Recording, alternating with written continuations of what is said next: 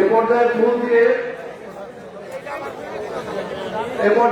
বরণ করে নিচ্ছেন অর্থ মাদ্রাসার সম্মানিত সভাপতি মোহাম্মদ দাউদ হোসেন ভাই।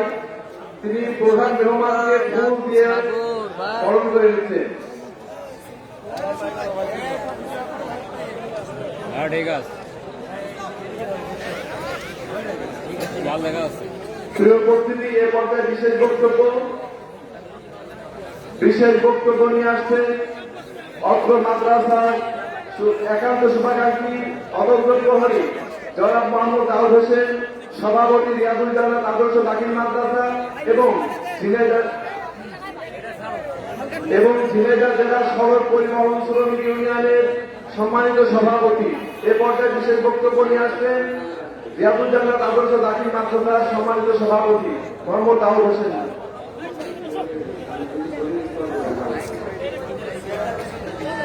ক্যামেরাটা হালকা বেজে যাচ্ছে।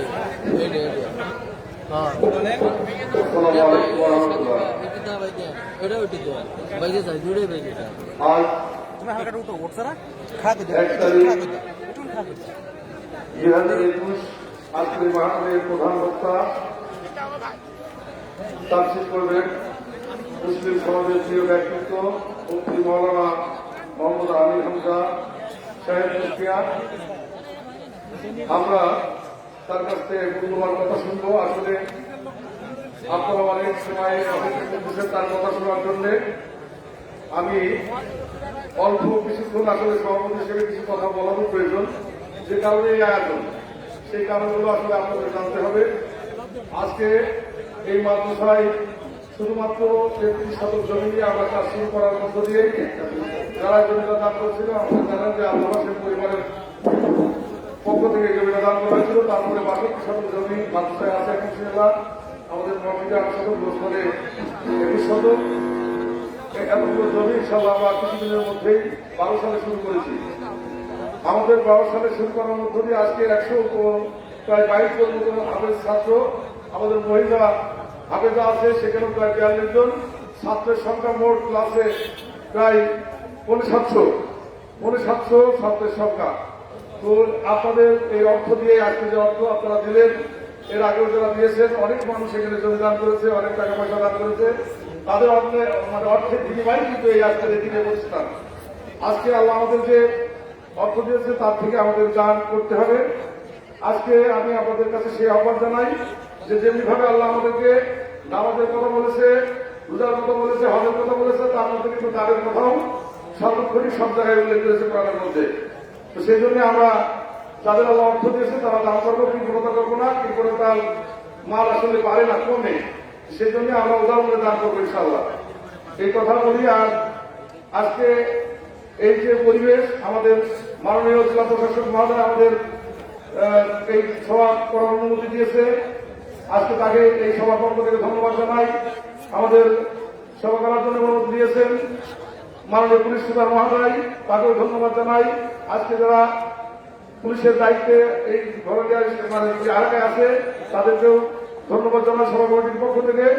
এবং আমাদের এখানে আপনারা জানেন যে গতবারও এই লক্ষ লক্ষ মানুষের মধ্যে আমরা কোনো মানুষ অসুস্থ হয়ে যাবে বলে বাংলাদেশে অনেক জায়গায় চিন্তা হয় কি জানলে, কিন্তু ঝিনাইদহ জেলা সদর হাসপাতালের মেডিকেল অফিসার আমাদের স্বামী সার্জন, তারা আমাদেরকে ডাক্তার দিয়েছে এবং ডাক্তার দিয়েছে আমাদের ডায়াবেটিস হসপিটাল, এরা আমাদের ডাক্তার দিয়েছে। সাংবাদিকরা সার্ভিস সহযোগিতা করছে, অ্যাম্বুলেন্স সার্ভিস আমাদের চালু আছে ইনশাল্লাহ। আল্লাহ যদি আল্লাহ কারো জেনে নেওয়া অসুবিধা না দেয়, আমরা দোয়া করি।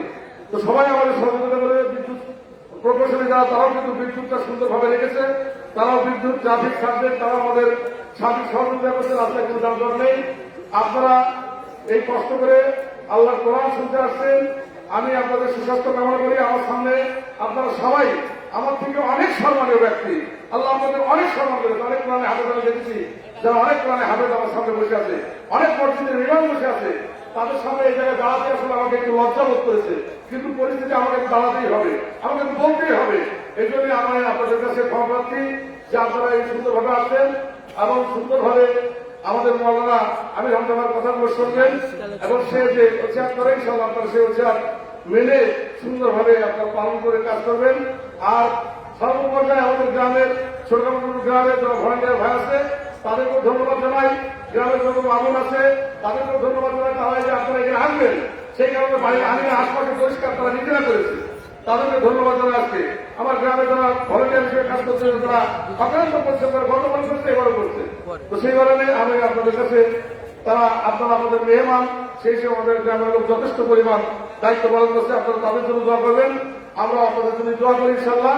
আমি আর কথা না বাড়িয়ে এই দিনে প্রতিষ্ঠান মাদ্রাসা জাতুল জান্নাত, এই জান্নাতে আপনারা সর্বোপরি সবাই খোঁজ খবর রাখবেন। আপনারা সকলেই এখানকে দায়িত্বে আছেন, সকলেই সভাপতি, সকলেই আপনারা এখানকার কর্মী, সকলেই আপনারা এই কমিটির লোক। এই কথা বলেই আজকে আমি আমার সংক্ষিপ্ত আলোচনার মধ্যে সবাইকে ধন্যবাদ জানিয়ে আমাদের আমির হামজার মূল্যবান কোরআনের তাফসীর শোনার জন্য সবাইকে আহ্বান জানিয়ে আগামী কথা শেষ করছি। আসসালামু আলাইকুম ওয়া রাহমাতুল্লাহ।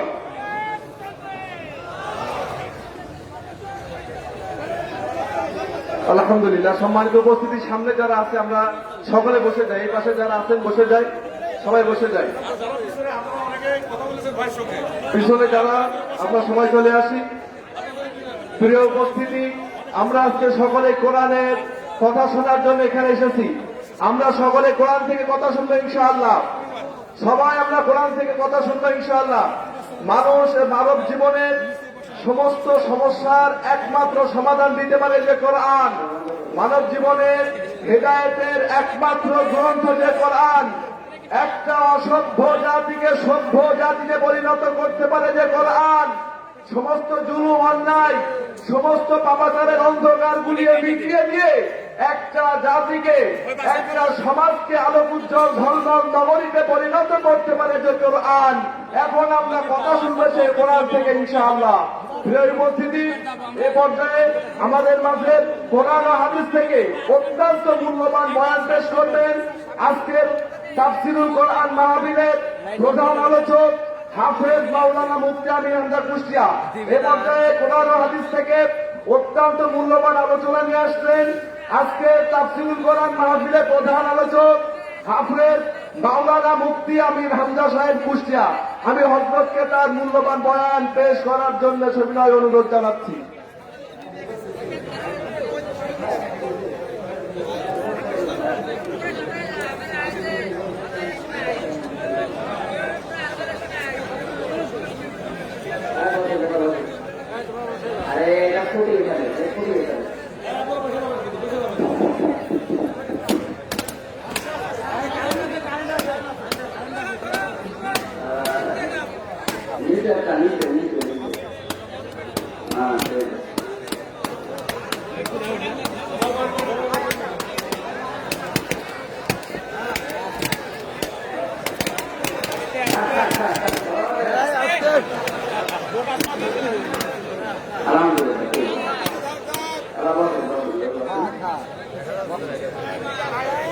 আসসালামু আলাইকুম ওয়া রাহমাতুল্লাহি ওয়া বারাকাতুহু।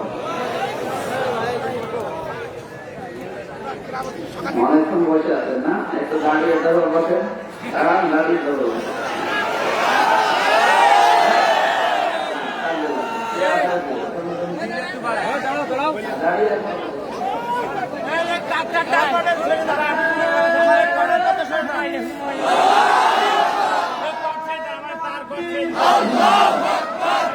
বসেন, তাড়াতাড়ি বসেন।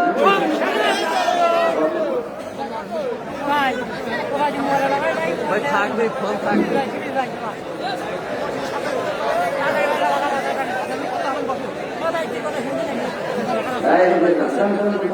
বসেন, সবাই বসেন, নিস্তব্ধ হয়ে যাচ্ছে।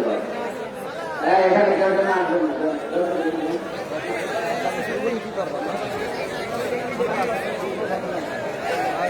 إن الحمد لله والصلاة والسلام على رسول الله أما بعد فأعوذ بالله من الشيطان الرجيم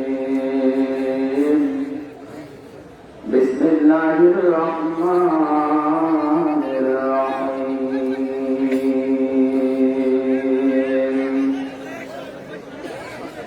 إنما المؤمنون الذين إذا ذكر الله وجلت قلوبهم وإذا تليت عليهم آياته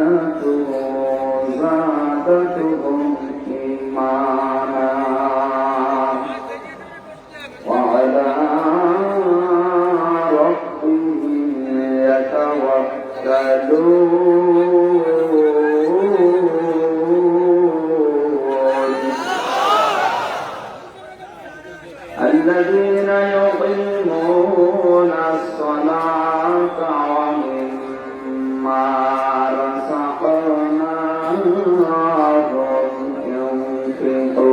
ينفقون أولئك هم المؤمنون حقا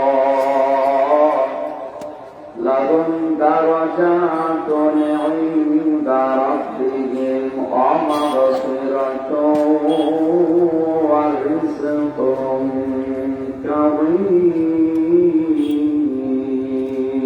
كريم صدقت يا ربنا اللهم صل على مولانا محمد وعلى آل سيدنا مولانا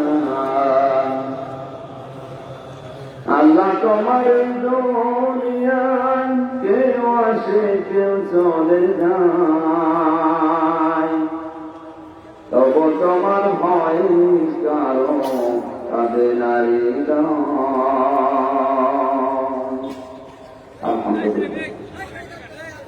তুমি কথা বন্ধ করে নিতে রাত গভীর হয়ে গেছে আমি সব বাদ দিয়ে সরাসরি তাফসীরুল কোরআন লিখে দিয়েছেন আমরা প্রবেশ করবো ইনশাআল্লাহ পার্মানেন্ট কিছু করা লাগে এই জন্যে বাংলাদেশের ঐতিহ্যবাহী জেলা ঝিনাইদহ ছোট কামারখন্ড সিরাজুজ্জান্নাহ আদর্শ দাখিল মাদ্রাসা ময়দানে 21তম বাৎসরিক ঐতিহাসিক তাফসীরুল কোরআন মাহফিলের স্বনামধন্য সভাপতি বিশিষ্ট রাজনীতিবিদ সমাজসেবক ঝিনাইদহ জেলা সড়ক পরিবহন শ্রমিক ইউনিয়ন এর সম্মানিত সভাপতি রিয়াজুজ্জান্নাহ আদর্শ দাখিল মাদ্রাসা ছোট কামারখন্ড ঝিনাইদহের সম্মানিত সভাপতি আমাদের অভিভাবক শ্রদ্ধাভাজন ব্যক্তিত্ব জনাব মোহাম্মদ দাউদ হোসেন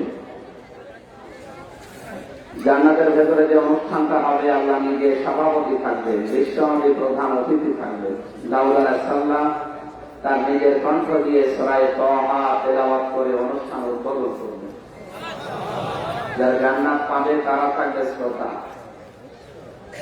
মাহফিলের সভাপতি জনাব দাউদ হোসেনকে আল্লাহ যেন তার ঈমান এবং আমলের বদৌলতে জান্নাতের ওই পরিবেশে অন্তত শ্রোতা হিসাবে একটু জায়গা করে দেন সবাই বলেন আমিন এ মাহফিলে এতক্ষণ পর্যন্ত যারা আলোচনা রাখলেন বিশিষ্ট ইসলামী চিন্তাবিদ মুফাসসিরে কোরআন শিক্ষাবিদ শ্রদ্ধাভাজন ব্যক্তিত্ব ইসলামী বিশ্ববিদ্যালয় কুষ্টিয়ার সাবেক মেধাবী ছাত্র আমাদের ঝিনাইদহ জেলার সন্তান হাফেজ মাওলানা আশরাফ আলী ফারুকী তার কথাগুলো গান সাজগা এই সমস্ত বিষয়গুলো ছিল আমি ওখানে সেই মাগরিবের পরে এসার পরে এসে বসে আছি রাত আসলে গভীর হয়ে গেছে জন্যে কিছু বলার নেই একবারে দোয়া করলাম ওরা ফাহানা আল্লাহ আল্লাহর সম্মান মর্যাদা যেন আরো বাড়িয়ে দেন মাগরিবের পর থেকে যারা আলোচনা রেখেছেন বিশেষ করে ইসলামিক চিন্তাবিদ তরুণ লেখক এই মাদ্রাসার সম্মানিত শিক্ষক জনাব মাওলানা আলামিন দামাত বারাকাতুল মুলালিয়া মঞ্চে বসা আছেন অত্র প্রতিষ্ঠানের সাথে জড়িত বিশেষ করে সভাপতি সেক্রেটারি সদস্য যারা সামনে বসা মুসলমান ভাইরা পর্দার আড়ালের সম্মানিতা মা এবং বোনেরা প্রশাসনের ভাইরা প্রান্তীয় ঝিনাইদহবাসী দল মত নির্বিশেষে কোরআনের এই অনুষ্ঠানে যারা ইবাদত মনে করে এসেছেন বলেন আলহামদুলিল্লাহ কোরআন যারা প্রচার করে তাদের দায়িত্ব আর যারা শুনতে আসে তাদেরও দায়িত্ব আছে সূরা নাহলের 44 নম্বর আয়াতে আল্লাহ জানিয়েছেন ওয়ানজালনা ইলাইকা যিকরা লিতুবায়্যিনা লিন-নাস মা নুযিলা ইলাইহিম ওয়া লাআল্লাহুম ইয়াতাফাক্কারুন হে নবী যখনই কোরআন দিয়ে আপনি আলোচনা করবেন স্পষ্ট দলিল আর প্রমাণ দেবেন কোরআন দিয়ে যদি দলিল আর প্রমাণ দেওয়া হয় তাহলে কথা অল্প হলেও অর্থ থাকে বেশি আর যদি কোরআন বাদ দিয়ে কোন বাবা আকাশ দিয়ে উড়ে গেছে পানির নিচে ডুব খেয়েছে এই সমস্ত দলিল দেওয়া হয় সারা রাত বলবেন ওর ভেতরে কোনো মাল মশলা এই জন্য আমরা 4-5 ঘন্টা দেখি শুনতে আছে। আজ 1টা 2টা 3টা পর্যন্ত চলছে। কেউ ঘুমাচ্ছে, কেউ গল্প করছে, কেউ বাদাম খাচ্ছে, ও বলিয়েই যাচ্ছে। ওরকম মাহফিলের দরকার আছে? এটাতে এবাদত চলছে, এবাদতের ভেতরে বাদাম খাচ্ছেন কোনটাতে? এবাদতের ভেতরে গল্প চালাচ্ছে। সুতরাং এগুলো এখানে হবে না। আমরা 1-1.5 ঘন্টা যতটুকু সময় পাবো এই আয়াতটা বোঝাতে। আজকের আলোচনার বিষয় 5টি গুণ অর্জন করলে 3টি পুরস্কার আল্লাহ নিজের হাতে দান করবে। আমরা যেন তেলাওয়াতকৃত আয়াত থেকে এই 5টি গুণ অর্জন করি। আজকে থেকে 3টি পুরস্কার আল্লাহর কাছ থেকে নিয়ে যেতে পারি। ধরে বলেন আমিন। আমরা যাবো ইনশাআল্লাহ। তাহলে আমার দায়িত্ব কোরআনের এই নির্ধারিত 3টি আয়াতের যে বিশ্লেষণ আছে, বর্ণনা আছে, আপনাদের সামনে বললাম। আর আপনার দায়িত্ব কি বলা? আল্লাহুম ইয়াতাফাক্কারু, বাড়ি যেয়ে এই কথাগুলো নিয়ে চিন্তা ভাবনা করা। এখানে আমার প্রান্তীয় প্রতিষ্ঠান ইসলামী বিশ্ববিদ্যালয়, না এগুলো লাগবে এখানে কেউ আসবে না,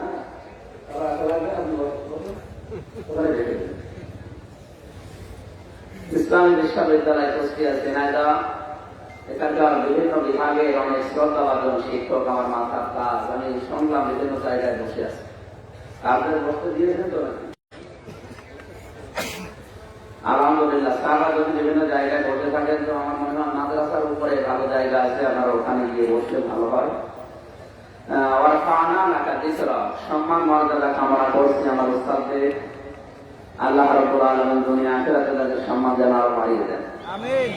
আমরা বলছিলাম আল্লাহু ইয়াতাফাক্কারু, কোরআনের কথা শুনলে কি করা লাগে বলো তো? না, কোরআনের কথা শোনার পরে প্রথম নাম্বার আপনাকে চিন্তা ভাবনা করা লাগবে। কি করা লাগবে? মান ক্বালা বিহি সাদাকা, যারা কোরআন দিয়ে কথা বলে এরা সত্য কথা বলে। আমার হাকামা বিহি আদিলা, আদালান আদিলা, যে মানুষগুলো কোরআনে কারীম দিয়ে বিচার ফায়সালা করতে পারে এরাই কেবল পৃথিবীতে ন্যায় বিচার কায়েম করতে পারে। আপনি একেবারে নিরপেক্ষ দৃষ্টি দিয়ে বলেন তো, আপনাদের পরিবার থেকে শুরু করে আন্তর্জাতিক জীবন পর্যন্ত কোন জায়গায় এখন কোরআনের বিচার ব্যবস্থা আছে? তার মানে এই হাদিস দিয়ে বুঝতে পারলাম যে এখন তামাম দুনিয়ায় ন্যায় বিচারের তুলনায় অবিচার হয়েছে। নাকি এই হাদিস বাদ দিয়ে দেবে? এটা বলতে যারা অবিচার করে তাদের যে পরিচয় লাগে, তারা বলে হুজুর খোঁচা দেয়। খোঁচা তো আপনাকে দিচ্ছি না, আপনি তো খোঁচা নিজে খেয়ে যান কত। আমার আমিরা বিহি উজিরা, উজিরা দিলেন কেন? কোরআনে কারীম দিয়ে যদি কেউ আমল করতে পারে আল্লাহ নিজে তাকে পুরস্কার দেবেন। মাওলানা আশরাফ আলী এখানে বসে আছে। কোন মানুষ যদি কোরআন বাদ দিয়ে আমল করে আপনি পুরস্কার পাবেন না তা না, হাদিসের আমল করবেন, বিভিন্ন ইতিহাসের আমল যদি আপনি অথেন্টিফাই করলে পুরস্কার পাবেন। কিন্তু ওরা ফেরেশতারা দেবে, নবীরা দেবে, রাসূলরা দেবে। যে কোরআনের আমল করলে আল্লাহ নিজে হাতে পুরস্কার দেবে। আর কোরআনের আমল খুব বেশি না, কোরআনের আমল সর্বোচ্চ 500 টা। কয়টা বলেন বলেন? 500 আমল যদি আপনি দুনিয়ায় করতে পারেন কোরআনের। আজকে আমাদের আলোচনার ভেতরে অন্তত 5টা আমল আছে কোরআনে। এই 500 ভেতরে কয়টা? কিছু না হলে 5টা জেনে তো কয়টা হবে? আল্লাহ যেন আমাদেরকে 5টা আয়ত্ত করার তৌফিক দেন। ফামান দাআ ইলাইহি হাদা, একটা আছে। এখানে আপনি কিন্তু সাধারণ মানুষের মতো না, যারা আলেম আছেন তাদেরকে বলছি, মাওলানা হারুন, মাওলানা আশরাফ আলী সহ যারা আলেম আছেন তাদের চিন্তা ভাবনা আরো বেশি করা লাগবে। আপনি জেনারেল মানুষের মতো আঁকড়ে বসে থাকতে হবে না। আমান দাআ ইলাইহি হাদা, একটা কোরআন দিয়ে কেউ যদি মানুষকে ডাকে আল্লাহ নিজে ডাকে হেদায়েতের উপরে রাখে। আমি কোরআন বাদ দিয়ে পৃথিবীর যে বিভিন্ন বিষয় দিয়ে মানুষকে ডাকবেন আপনাকে আল্লাহ হেদায়েতের উপরে রাখবে, কথা কোরআনে নেই, হাদিসে নেই। অথচ দামা একালে টান দিয়ে নবীজিকে দিয়ে আল্লাহ বলাচ্ছেন। আপনি বলেন যদি কেউ কোরআন দিয়ে মানুষকে ডাকে ওকে আমি নিজে হেদায়েতের উপরে রাখবো। অনেক ওজনওয়ালা কথা, হেদায়েতের উপরে থাকা অত সহজ না। আমার মনে হয় কালীগঞ্জে যদি ঝড় ওঠে এখানে অনেকের বাকি নিতে যায়। হেদায়েতের টাকা তো সহজ, অনেক কঠিন বিষয়, কিন্তু কোরআন কেন্দ্রিক জীবন যাপন করলে, কোরআনের দিকে মানুষকে আহ্বান করলে আল্লাহ নিজের দায়িত্ব নিয়ে আপনাকে হেদায়েতের উপর আনবে। আর সেটার কথা কি? ফাকাদ হুদিয়া ইলা সিরাতিল মুস্তাকিম। আর কোরআনের ডাকের প্রতি কেউ সাড়া দেয়, যে আমি হামদা কোরআন দিয়ে ডাক দিয়েছে, আশরাফ আলী কোরআন দিয়ে ডাক দিয়েছে, আমি আশাই করি আমি আজকে সাড়া দিলাম, আল্লাহ তাকে হেদায়েতের রাস্তা নসিব করে দেবে। সিরাতে মুস্তাকিম মানে কি? এইটা কি আজ চলছে বলেন? না না, সরল সরল পক্ষে বলবেন। সিরাতে মুস্তাকিম এক কথা বলে কেন?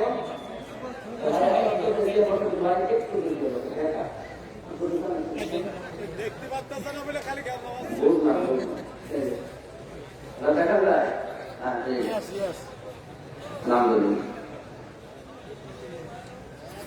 ঝিনাইদহবাসী দিল মন কান যা আছে সব এইদিকে 1 ঘন্টার জন্য দিয়ে রাখবে। সিরাতে মুস্তাকিম মানে সরল সরল পথ, এটা আমাদের অভিধানে, আমাদের সরল অর্থে লেখা আছে। অথচ সিরাতে মুস্তাকিম শব্দটা ভাঙলে আপনি অর্থ পাবেন স্থায়ী সরল পথ। কি পথ? শুধুমাত্র সরল সরল পথ নয়, স্থায়ী পথ। ফজরের নামাজের সময় আপনি ইহদিনাস সিরাতাল মুস্তাকিম এই ঘোষণা দিয়ে আসলেন, জোহরের নামাজে যাওয়ার আগে আপনি পথ হারিয়ে ফেলেছেন, এর নাম সিরাতে মুস্তাকিম না। এই কথা বুঝতেছেন? আমি নাম নাই নিলাম। কত মানুষ এই মাত্র 4-5 ঘন্টা সময়, 6টার সময় ফজর পড়ে 1টার সময় জোহর পড়বে, মাত্র 5-6 ঘন্টা। কয় ঘন্টা? এর ভেতরে স্থায়ী পথ হারিয়ে খেয়ে ফেলেছে। এই জন্য প্রতিদিন কমপক্ষে 17 বার আপনার মুখ দিয়ে আল্লাহ এই কথাটা বের করে নেয়। কয়বার? ইহদিনাস সিরাতাল মুস্তাকিম। আল্লাহ আমি তোমার কাছে সহজ আর সরল পথ, এখানে আমি স্থায়ী সরল পথ চাই। আমি এমন ভাবে তোমার কাছে পথ চেয়েছি যে পথে দাঁড়াতে পারলে জীবন পাবে, পথ থেকে আমি অন্তত সর্বনাশ। নবীজি হাদিসের শেষ কথা এটাই জানিয়েছেন, ফাকাদ হুদিয়া ইলা সিরাতিল মুস্তাকিম। কেউ যদি কোরআনের হেদায়েতের ডাকে সাড়া দেয়, আল্লাহ তাকে স্থায়ী সহজ সরল পথ নসিব করে দেবে। আল্লাহ আমাদেরকে হাদিসের দিকে তাকিয়ে আমল করার তৌফিক দেন, জোরে বলেন আমিন। তাহলে আমার দায়িত্ব সহজ সরল কথাগুলো ব্যাখ্যা বিশ্লেষণ করে বলা, আর আপনার দায়িত্ব ওই কথাগুলো নিয়ে বাড়িতে চিন্তা ভাবনা করা। করবেন তো? দরুদ আর সালাম পাঠ করছি মুহাম্মদ রাসূলুল্লাহ সাল্লাল্লাহু আলাইহি সাল্লামের উপরে, যাকে এই মাসে, এটা রজব মাস, কোন মাস? এই রজব মাসে ঘড়ির ধারাগাম থেকে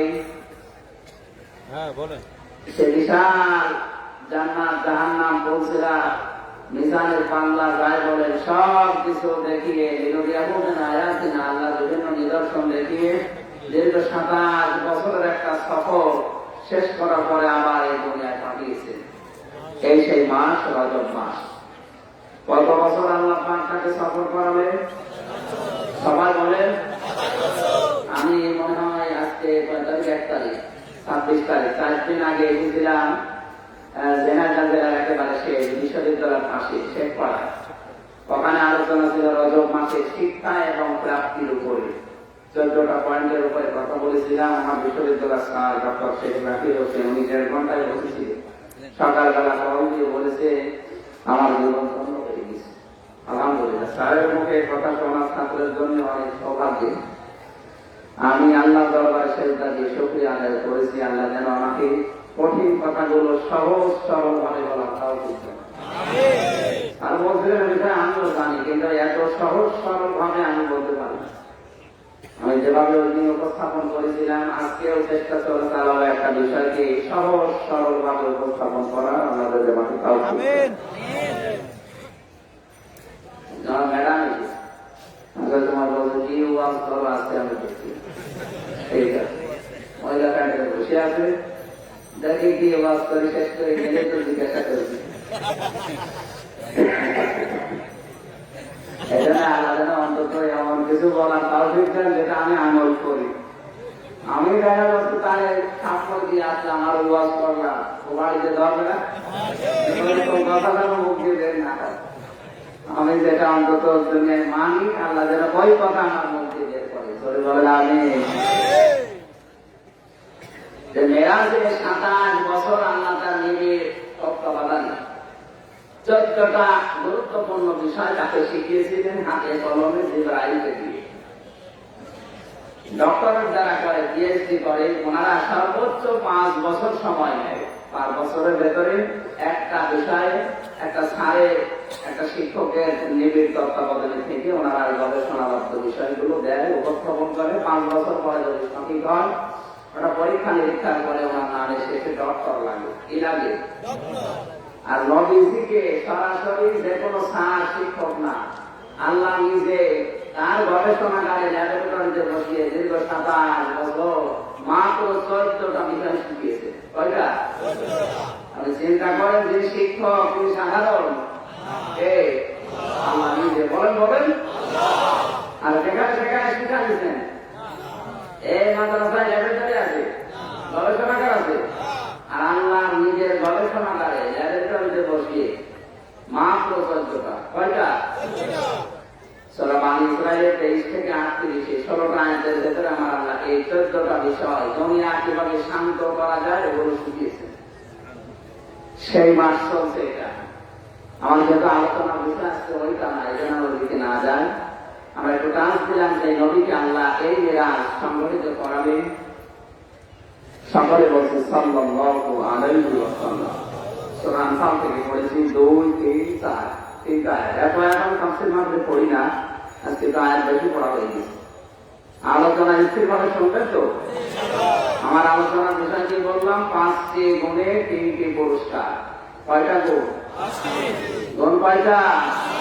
পুরস্কার আমরা আজকে নিয়ে বাড়ি যাবো ইনশাআল্লাহ। জবান করে কোরআনের সোনালী আয়াত প্রতিটি অক্ষরে যেন 10টা করে নেকি এখনই আল্লাহ লিখে দেন। বলেন আউযু বিল্লাহি মিনাশ শাইতানির রাজীম। বিসমিল্লাহির রহমানির রহিম।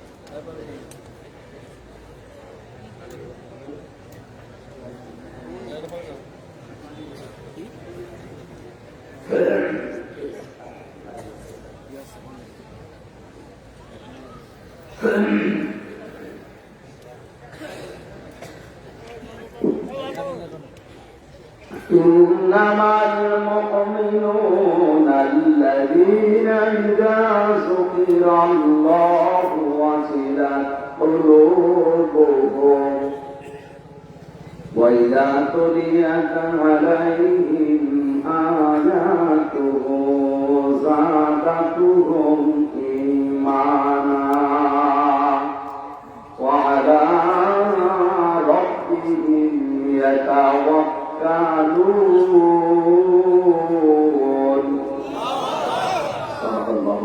সূরা আনফাল। কি বলেন তো? আনফাল শব্দের শাব্দিক অর্থ যুদ্ধলব্ধ সম্পদ। নফলের বহু বছর আনফাল। আনফাল মানে আল্লাহ সূরা দিলেন কেন? আশরাফ ভাই সব সময় আগে খেয়ে বসে আছে, এজন্য সব বাদ দেওয়া লাগবে। কারণ 5টা গুণ বলতে গেলে অন্তত 10 মিনিট করে দিলে 1 ঘন্টা চলে যাবে। আপনারা তাফসীরে মারিফুল কোরআন একেবারে সহজ তাফসীর যেটা এখানে কাছে, এই দুইটা যদি পান বাংলা ভাষায় পাওয়া যায়, কিনে দেখবেন আনফালের 7টা নাম তো লেখায় আছে ওখানে। আমরা ওটা বলতে যাচ্ছি না, আপনি দেখে নেবেন। 2 নম্বর পয়েন্টে যাচ্ছি, মাতৃভাষায় অর্থ বলা দরকার। কারণ কোরআনে কারিমের তাফসীরের যে 5টি হক, 1 নম্বরে সূত্র তেলাওয়াত, 2 নম্বরে নামকরণ, 3 নম্বরে মাতৃভাষায় অর্থ, 4 নম্বরে বাস্তব ব্যাখ্যা, 5 নম্বরে মূল শিক্ষা নিয়ে পারিবার। আমরা এই 5টাই নিতে চাই ইনশাআল্লাহ। দ্বিতীয় নম্বরটা বললাম কবিতা তাফসীর থেকে দেখতে পাবেন। 3 নম্বর হচ্ছে মাতৃভাষায় সরল অর্থ বলছে, ইন্নামাল মুমিনুনা আল্লাযীনা ইযা যুকিরাল্লাহু ওয়াজিলাত কুলুবুহুম। আল্লাহ বলেন আমার ভাষায়। কার ভাষায়? জবাব দেন। এটা ওনার দৃষ্টিতে না, আমি হামদার দৃষ্টিতে না, আল্লাহ বলেন আমার দৃষ্টিতে, আমার ভাষায়। মুমিন তো কারা? যাদের সামনে আমার নাম উচ্চারণ হলে যাদের অন্তর আত্মা কেঁপে ওঠে। সুবহানাল্লাহ বলতে পারেন না? ওয়াইদা তুলিয়াত আলাইহিম আয়াতুহু যাদাতুহুম ঈমানা। তাদের সামনে আমার আয়াতগুলো তেলাওয়াত করে তাদের ঈমান যা আছে আরো বেড়ে যায়। আলা রাব্বিহিম ইয়াতাওয়াক্কালুন। বাড়ি যাওয়ার আগে তারা আস্থা ভরসা রাখে আমি আল্লাহর উপরে। আল্লাযীনা ইউকিমুনাস সালাতা। এ দুনিয়ায় যারা নামাজ কায়েম করে, নামাজ কায়েমের চেষ্টা চালায়, অমিম্মা রাযাকনাহুম ইউনফিকুন। আর তাদের যে সম্পদ আমি দিয়েছি এগুলো তারা আমি আল্লাহর জন্য খরচ করে। এই 5টি গুণ যারা অর্জন করবে, উলাইকা হুমুল মুমিনুনা হাক্কা। এরা সলিড মুমিন। কি বললাম? এরা ইমানের দাবিতে সত্যবাদী, আর এরা সলিড নির্ভেজাল মুমিন। লাহুম দারাজাতুন। তাদের 1 নম্বর পুরস্কার হচ্ছে ইনদা রাব্বিহিম। তাদের রবের কাছে আছে সুউচ্চ মর্যাদা। ওয়া মাগফিরাতুন। 2 নম্বরে জীবনের সব অপরাধ আল্লাহ ক্ষমা করবেন। ওয়া রিজকুন কারীম। 3 নম্বরে সম্মানজনক রিজিক আল্লাহ তাদের জন্য প্রস্তুত করে রাখবেন। আমার আলোচনার বিষয় কথা গেছে না? 5টি গুণে 3টা পুরস্কার। গুণ অর্জন হবে কয়টা? এবার আমরা গুণগুলো বর্ণনা করছি, দেখবেন আপনার নিজের ভেতরে আছে কিনা। যদি না থাকে এখনো তাওবার দরজা বন্ধ হয়ে যায়নি, এখনো খোলা আছে। নারী হোক পুরুষ হোক, এই 5টি গুণ আমাদের অর্জন করা লাগবে। আমাকে কোরআনের কথা বলতে দিন, যদি মানতে না পারেন এটা আপনার দুর্বলতা, কিন্তু আমাকে বলতে দিন। আগে বলতে দেবেন তো? দেবেন দেবেন।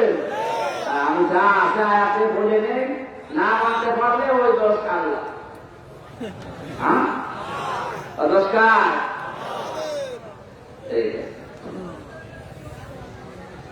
ইন্নামাল মুমিনুন। আল্লাহ পাক বলেন আমার দৃষ্টিতে মুমিন তো তারা। মুমিন কি আগে এই বিষয়টা জানা লাগে। মুমিন যারা হবে আমার আল্লাহ তাদেরকে 16টা পুরস্কারের ঘোষণা দিয়েছেন। পড়া কোরআন পড়ে আমি 16টা পুরস্কার এক জায়গায় করেছি। কোন মানুষ যদি মুমিন হয় তাদেরকে আল্লাহ 16টা পুরস্কারের জন্য করেন। জোরে বলো সুবহানাল্লাহ। আর মুমিন হতে হলে যে ঈমান লাগে, ঈমান যদি কারো না থাকে মহান আল্লাহ ওই 16টা পুরস্কার থেকে তাকে বঞ্চিত করে দেয়। 1 নম্বরে পুরস্কার সূরা বাকারা 257 নম্বর আয়াতটা।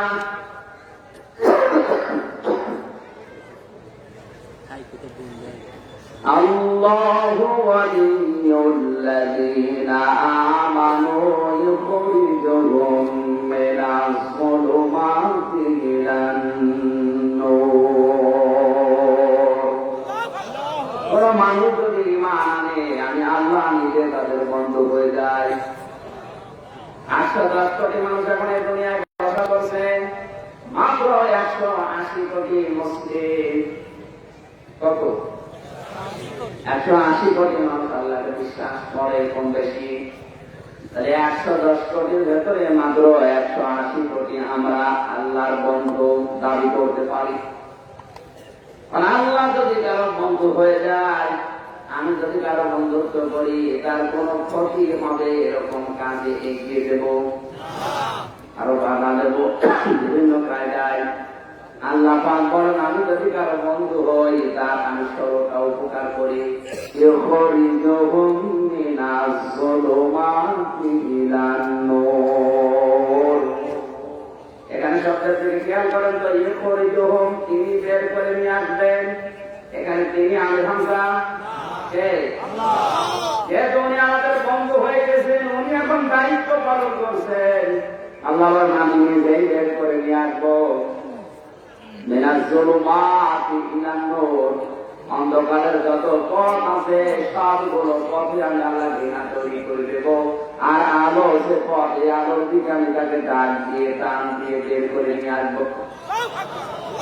এখানে যদি ইমান যদি কারো আসে, ওটের পরে কি করে আমার ইমান বের করে আসলে এসেছে। এই আয়াতটা তার প্রমাণ। যত অন্যায় কাজ জীবনে এতদিন করেছে, এই অন্যায় গুলো তার কাছে এখন ঘৃণা তৈরি হবে। এই অন্যায় গুলো দেখলে তার শরীরের ভেতরে জ্বালা তৈরি হবে। আপনার ইমান আছে কিনা আপনি কিন্তু আয়াত থেকে ডেসক্রিপশন নিতে পারেন। ইমান আপনার আসলে অন্যায় কাজগুলো, আপনি জেনা করেছেন, এতদিন বিচার করেছেন, বেপরদা চলেছেন, মদ খেয়েছেন, সই খেয়েছেন, ঘুষ খেয়েছেন, মানুষকে ফাঁকি দিয়েছেন, মানুষের অধিকার নষ্ট করেছেন। আপনি যদি মনে করেন আল্লাহ তুমি আমার বন্ধু, আমার ইমান আছে কিনা দেখি, তাহলে এই অন্যায় পথগুলো দুনিয়ায় থাকবে, কিন্তু আপনার কাছে এগুলো ঘৃণিত মনে হবে, মনে হয়। আশা করি কথার অর্থ আপনি বুঝেছেন। আমার ইমান আছে কিনা আপনি ওই সময় টের পাবেন। আর ইমান থাকলে আপনি বিশ্বাস করবেন আল্লাহ আপনার বন্ধু হয়ে গেছে। ফামান যুহজিহা আনিন নারি ওয়া উদখিলাল জান্নাতা ফাকাদ ফাজ ওয়া মাল হায়াতুদ দুনিয়া ইল্লা মাতাউল গুরুর। আল্লাহ পাক বলেন পৃথিবীতে ওই লোকটার জীবন তো সফল, যাকে আমি আল্লাহ জাহান্নামের কাছ থেকে আস্তে আস্তে দূর করে জান্নাতের কাজের দিকে আস্তে আস্তে এগিয়ে দেয়। এতদিন মানুষের তৈরি করার নিয়ম নীতি দুনিয়ায় প্রতিষ্ঠিত করার জন্য চেষ্টা চালিয়েছে, এখন আমি আল্লাহর নিয়ম নীতি দুনিয়ায় প্রতিষ্ঠিত করার জন্য চেষ্টা চালাবে। বিপরীত যেগুলো এতদিন করেছে ওগুলোর পথে আমি আল্লাহ ঘৃণা তৈরি করে দেব। এই ঘৃণা তৈরি করবে কে? আরো জোর বলেন। আপনি বাস্তবে যখন দেখবেন হ্যাঁ অন্যায় কাজগুলো দেখলে আপনার রাগ হয়, আগে যাত্রার প্যান্ডেলের সভাপতি হবেন, এখন যাত্রার নাম শুনলে আপনার মন খারাপ হয়, শরীরের ভেতরে গরম হয়ে যায়, রাগ হয়, বুঝবেন আপনার ইমান আছে। আল্লাহ আপনাকে বন্ধু হিসাবে গ্রহণ করে নিয়েছে। এরকম মানুষ বাংলাদেশে নেই, নাম ভালো লাগবে। দ্বিতীয় নম্বর সূরা নাহাল 14 নম্বর পারা 97 নম্বর আয়াতে আল্লাহ যদি কারো বন্ধুত্ব দাবি করে, আমি বন্ধু হয়েছি, তাহলে তাকে উপকার করব কি? ওখানে মান আমিলা সালিহান মিন যাকারিন আও উনসা ফাহুয়া মুমিন ইলা আখির। কোন মানুষ নারী হোক আর পুরুষ হোক, ও যদি ভালো ভালো কাজের আঞ্জাম দেয়, আমি আল্লাহ নিজে তার যে পুরস্কার, এই পুরস্কারটাকে আমি হাতে করে দান করবো। সুবহানাল্লাহ। এরকম কোরআনে ছড়িয়ে আছে প্রায় 16 জায়গায়। এজন্য ইমান আপনার আছে কিনা, এইটা জানা লাগবে যে আমার ইমান আছে কিনা, নাকি আমি বেঈমান হয়ে বসে আছি। আমি একটা বই আয়াতের উপরে লিখেছি ইমান আনার পদ্ধতি, কিভাবে আপনি ইমান আনবেন। আমি প্রশ্ন করলেন হে নবী আমার যে ইমান আছে আমি টের পাবো কি করে? আমি তো জুব্বা গায়ে দিয়ে বাংলা মাথায় দিয়ে বড় বড় দাড়ি রাখলাম, আমার কি ইমান আছে? আমি কিভাবে টের পাবো আমার ইমান আছে?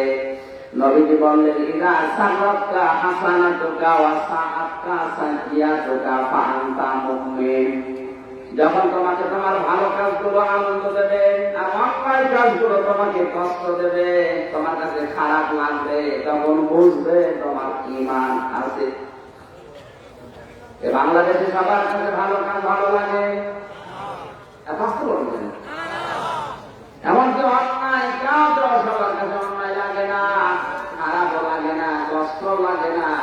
অন্যায় কাজগুলো আনন্দে করে, অথচ নামের একটা মোহাম্মদ লিখা।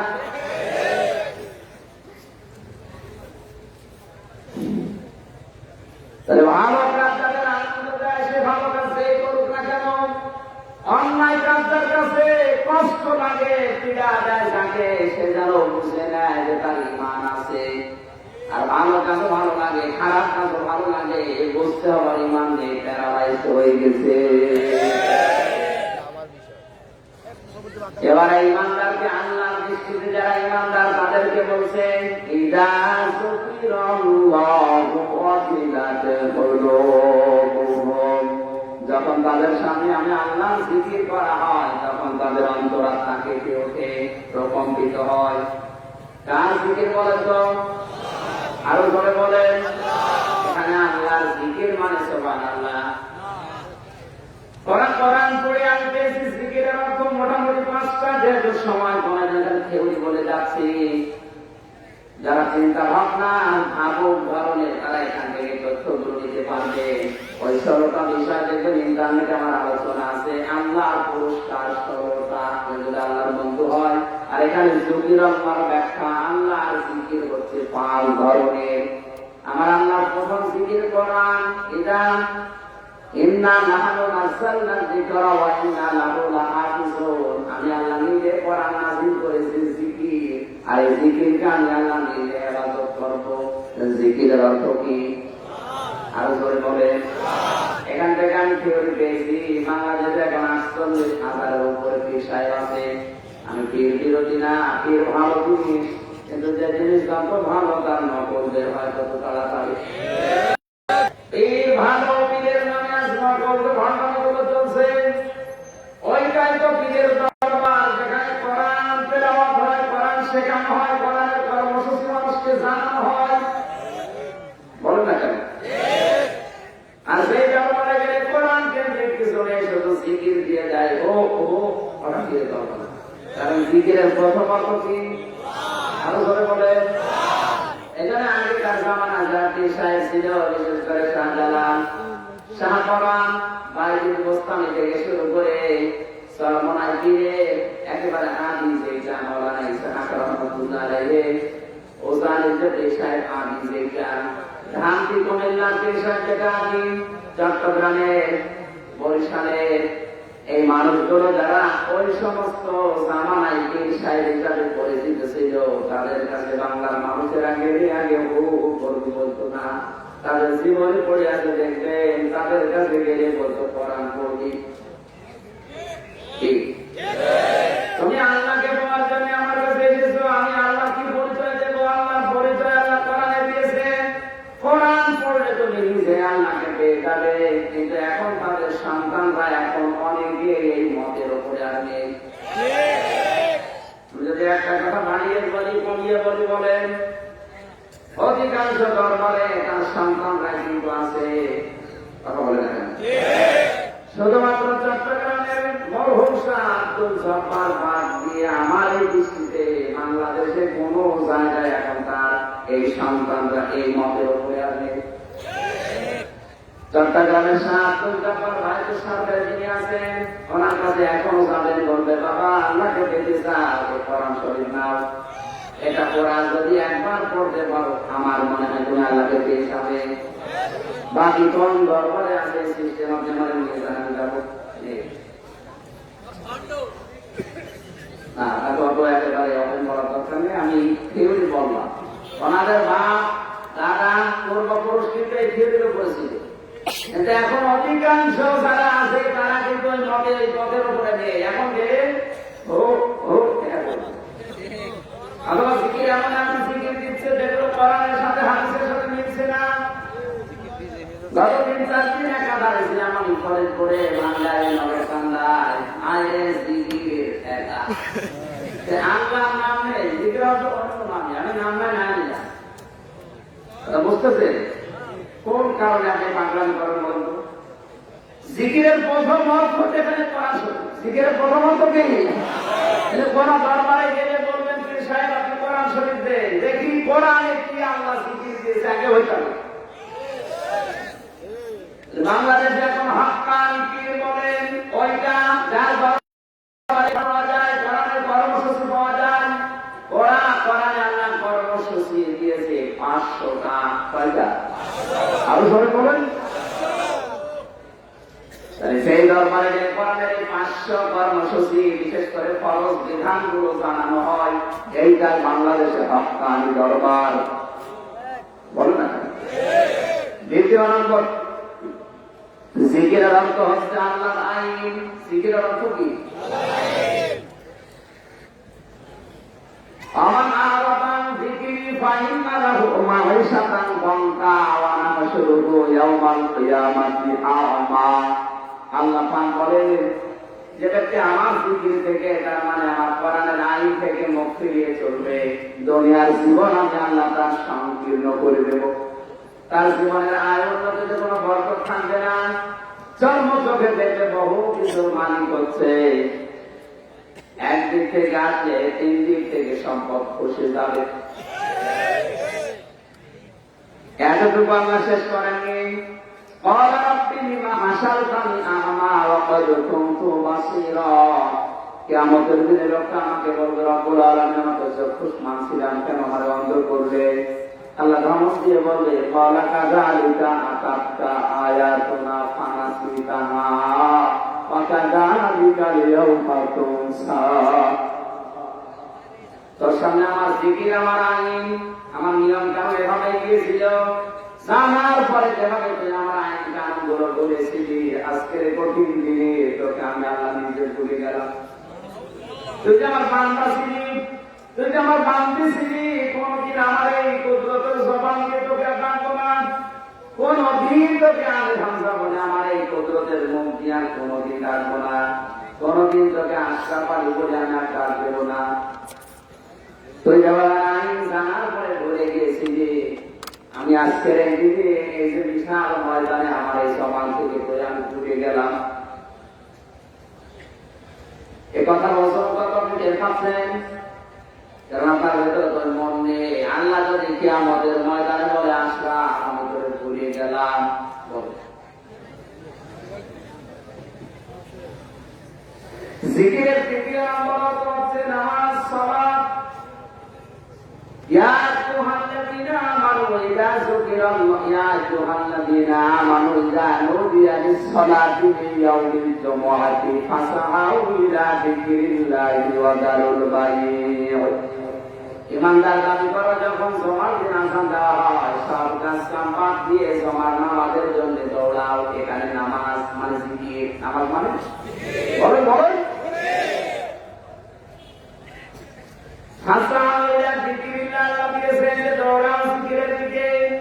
এখানে জিকির মানে নামাজ দিয়েছে। সুতরাং যে লোকটা জিকির করে কিন্তু নামাজ পড়ে না, ওটা ভণ্ড।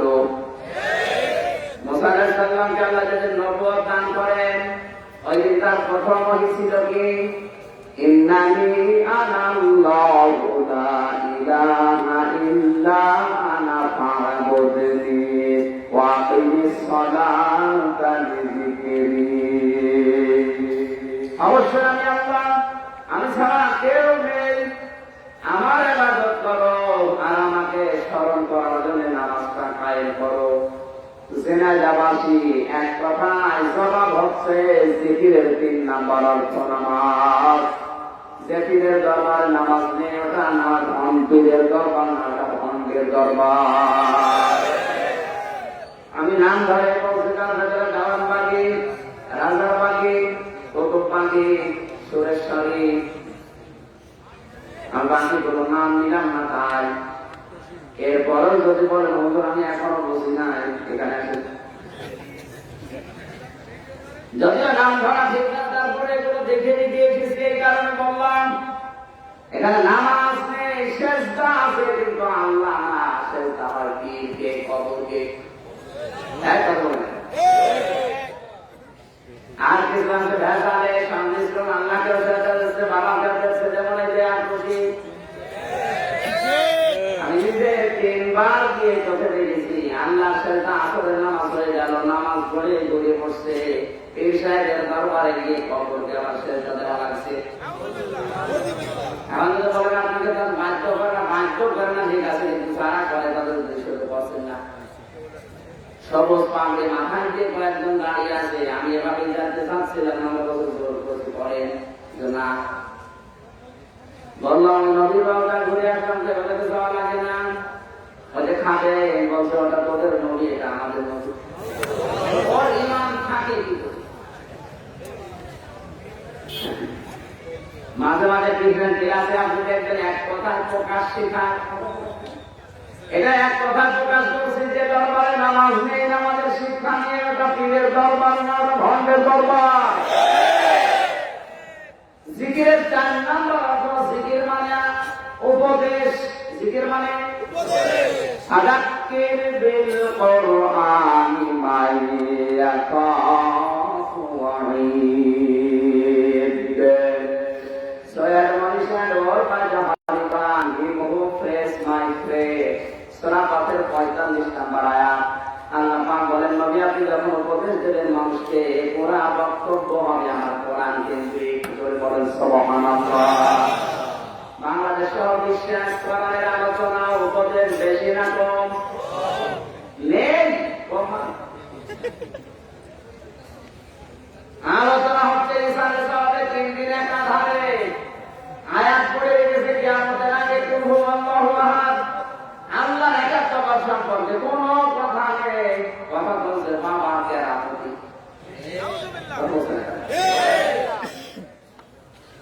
আপনি যদি আল্লাহর কোন আয়াত নিয়ে একটু গবেষণামূলক কথা বলবেন, আপনি পৃথিবীর বিষয়ে বলেন, এই যে রোজা রাখবেন পাইতেন করেন, এই রোজার ভেতরে 16টা উপকার আছে কমপক্ষে। যারা বলে হুজুর আমার গ্যাস, এজন্য রোজা রাখতে পারে না, রোজা রাখলে গ্যাস আরো ভালো হয়।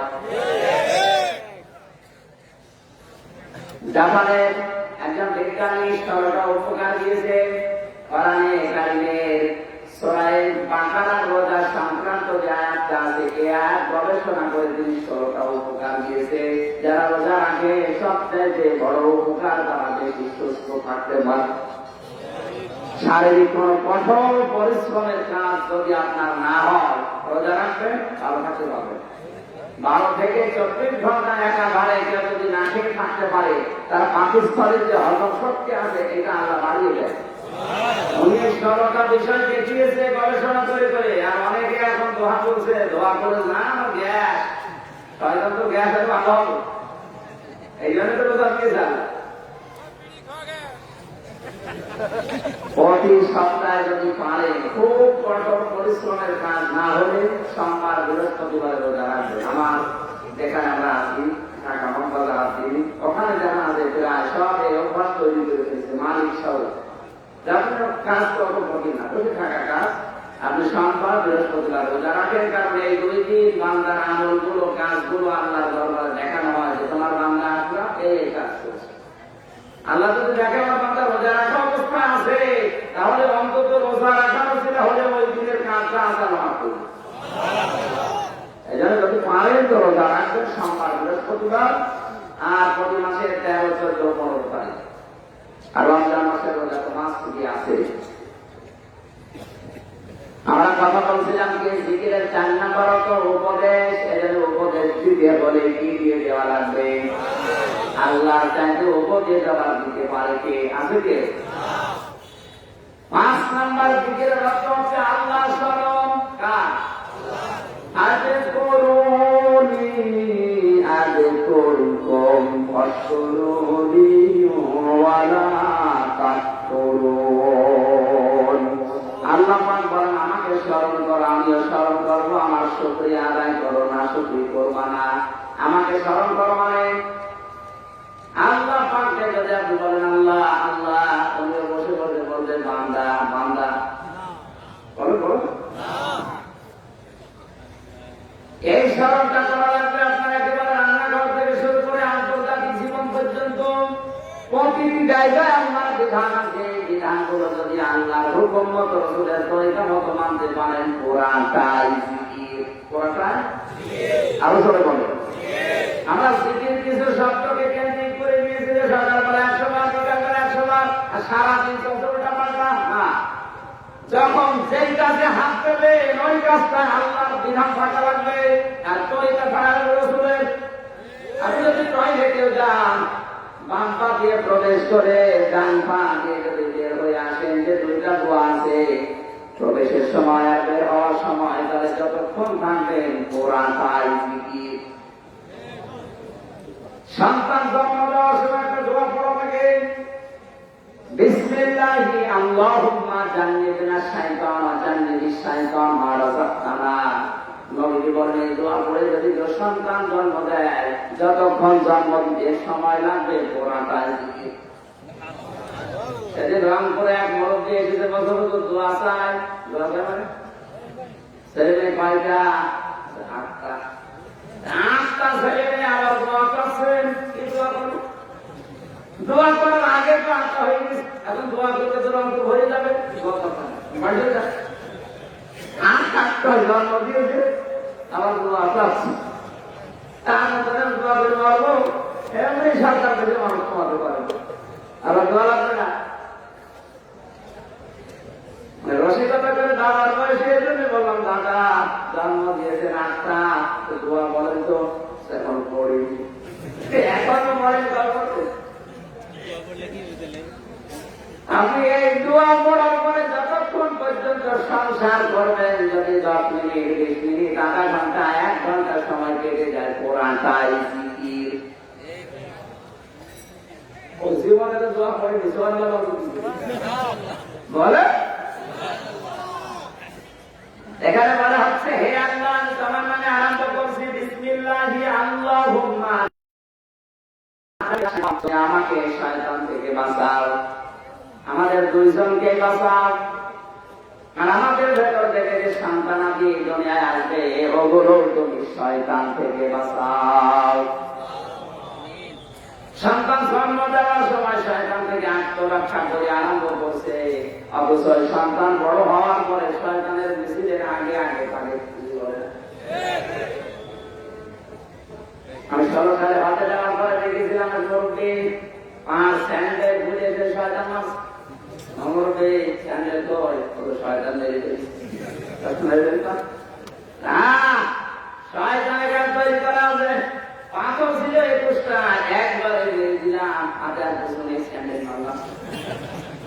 আর মুখে বললাম, মুরব্বী এখানে পাথরের পিলার বানানো আছে, পাথরের পিলার। এই শয়তান মারার জন্য আপনি যে বাংলাদেশ থেকে এসে পাথর মেরে হয়নি, স্যান্ডেল মেরে ফেলেছেন।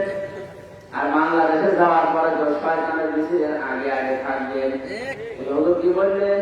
দিত না, দিতে আমার কল্যাণ নাই খাবো। এরকম আগে দেশে নেই, দিতে নেওয়া লাগবে না, তা ঠিক নাই। আমি সন্তান জন্ম দেওয়ার সময় দোয়া করে নিয়ে আরো বড় হওয়ার পরে শয়তানের সব কাজে আগে থাকে, নিষেধ করে বড় কথা দূরের কথা। আপনাদের দোয়া কি হলো? আপনাদের দোয়া করতে বলেছে কি? এবার অনেকে বলতে চান দোয়া আসলে আর করবো না। না, আমাকে এটা শিখি, যতক্ষণ আপনি সংসার করবেন কোনটা কি বলেন তো শিখি। শিখি খালি ভিতরে তো জবাব না, আলহামদুলিল্লাহ সব জায়গায় শিখি না।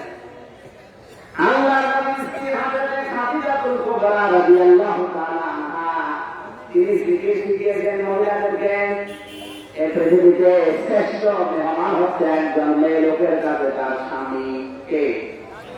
আরো জোরে বলেন। খাদিজার পুরো জীবন পড়ে দেখবে, তাকে আল্লাহ সালাম দেওয়ার পেছনে কারণ হচ্ছে তিনি স্বামী ভক্তা মহিলা ছিলেন। এত ভক্তি এত শ্রদ্ধা করলেন স্বামীকে, তিনি গরিব মানুষের মেয়ে তা না। ওই জামানায় 7 জন ধনী তালিকায় মানুষের নাম ছিল, তার ভিতরে খাদিজার নাম ছিল 3 নম্বরে। কোরআন জানের ভেতরে এত বড় ধনী মানুষের মেয়ে, যার সাথে বিয়ে হয়েছিল একজন নিঃস্ব মানুষ মুহাম্মদ রাসূলুল্লাহ, অথচ স্বামীকে এত ভক্তি এত শ্রদ্ধা তিনি দেখিয়েছেন, মহান আল্লাহ নিজে তার দুনিয়ায় সালাম পাঠিয়েছে।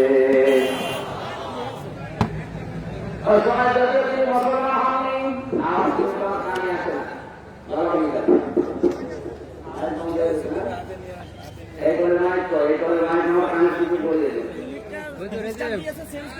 হ্যাঁ ঠিক করো, দরকার ঠিক করো। কথা বলতে হবে।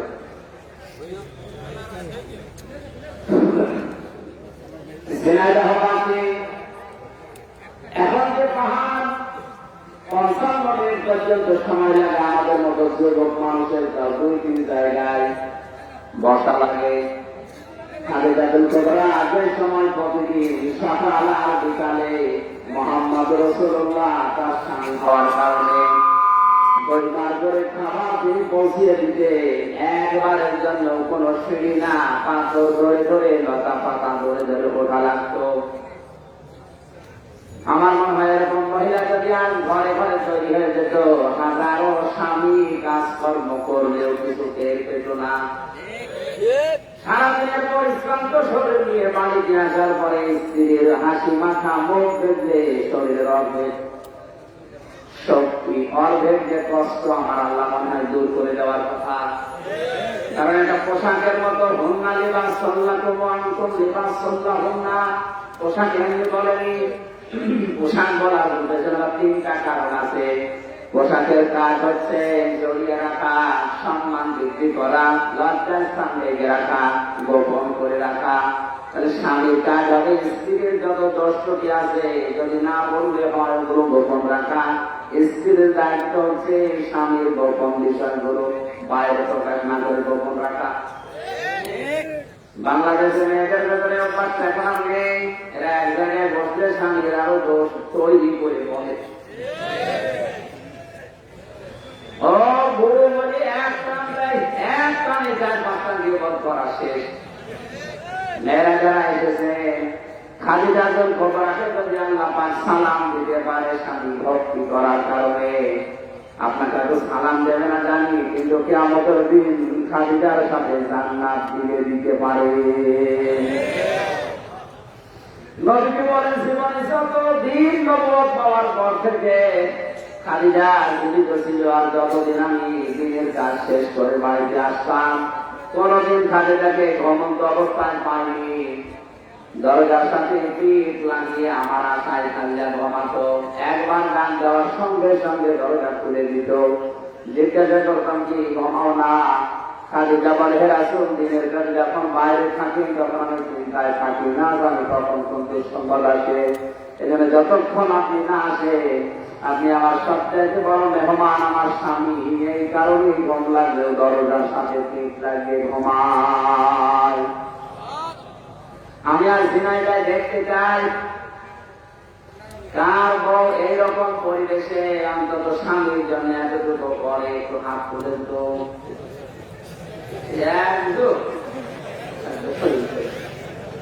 আলহামদুলিল্লাহ, আমি সন্তুষ্ট না। আপনি তাকান তো, এখানে কমপক্ষে 5-10,000 মানুষ বসে আছেন, এই 3 জন হাত তুলেছে। তাহলে তো লজ্জা তুলেছে। বাকি 2 জন মা বোন যারা বসে আছেন, আপনি কি আমি তো জানতে পারলাম না। এগুলো ঠিক হচ্ছে। স্বামী যারা আছে ওরা খুব বসে যে কাজ হচ্ছে, আপনারও দায়িত্ব আছে। বিশ্বনবী বলেন স্ত্রী যদি অসুস্থ হয় স্বামী যেমন খেদমত করবে সেবা করবে, স্বামী যদি অসুস্থ হয় স্ত্রী যেমন খেদমত করে সেবা করে, দুইটায় পাল্টাপাল্টি করা লাগবে। একজনের উপরে গড়ি দেওয়া হচ্ছে, এই জন্য আমাদের পরিবারের জিকির নেই। এটা যে পারিবারিক জীবনের একটা জিকির, অনেকে জিকির জানেই না।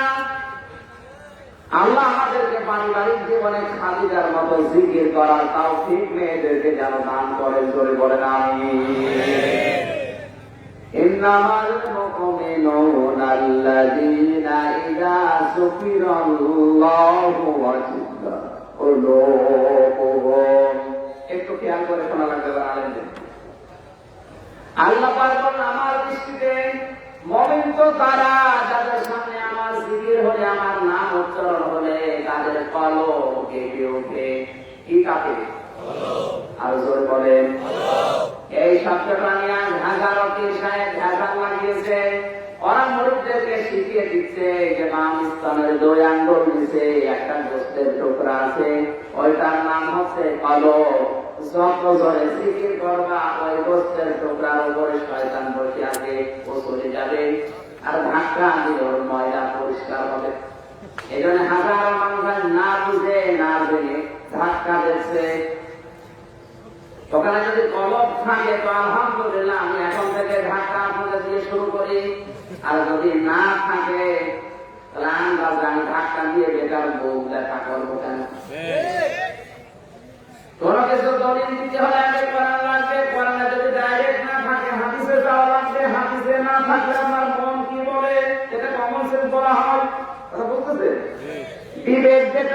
আগের যেটা এটা 3 নম্বরে। এরপরেও যদি আপনার না হয় তাহলে বাস্তবতার সাথে মিলাবেন। অবাস্তব কোন জিনিস ইসলাম না, অবাস্তব কোন জিনিস না ইসলাম না। ইসলাম যেগুলো সব বাস্তব ধর্ম।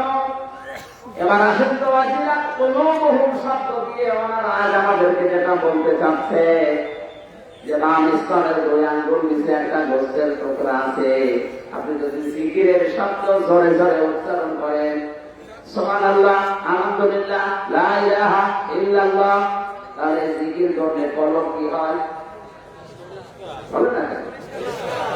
এই কথা বাংলাদেশে কোন পীর বলে না? বলে না? সব দরবারে একই কথা যে কলম পরিষ্কার করতে হলে এই জায়গায় ভাগটা দাও, আমি রাজি আছি। কিন্তু এবার কোরআনের কাছে বলেন তো, বিশ্বনবীর একটা হাদিস ওনারা মাঝে মাঝে দেখি বলেন, আলা ইন্না ফিল জাসাদি মুদগাতুন ইযা সালুহাত সালুহাল জাসাদু ওয়া ইযা ফাসাদাত ফাসাদাল জাসাদু আলা ওয়াহিয়াল কলব।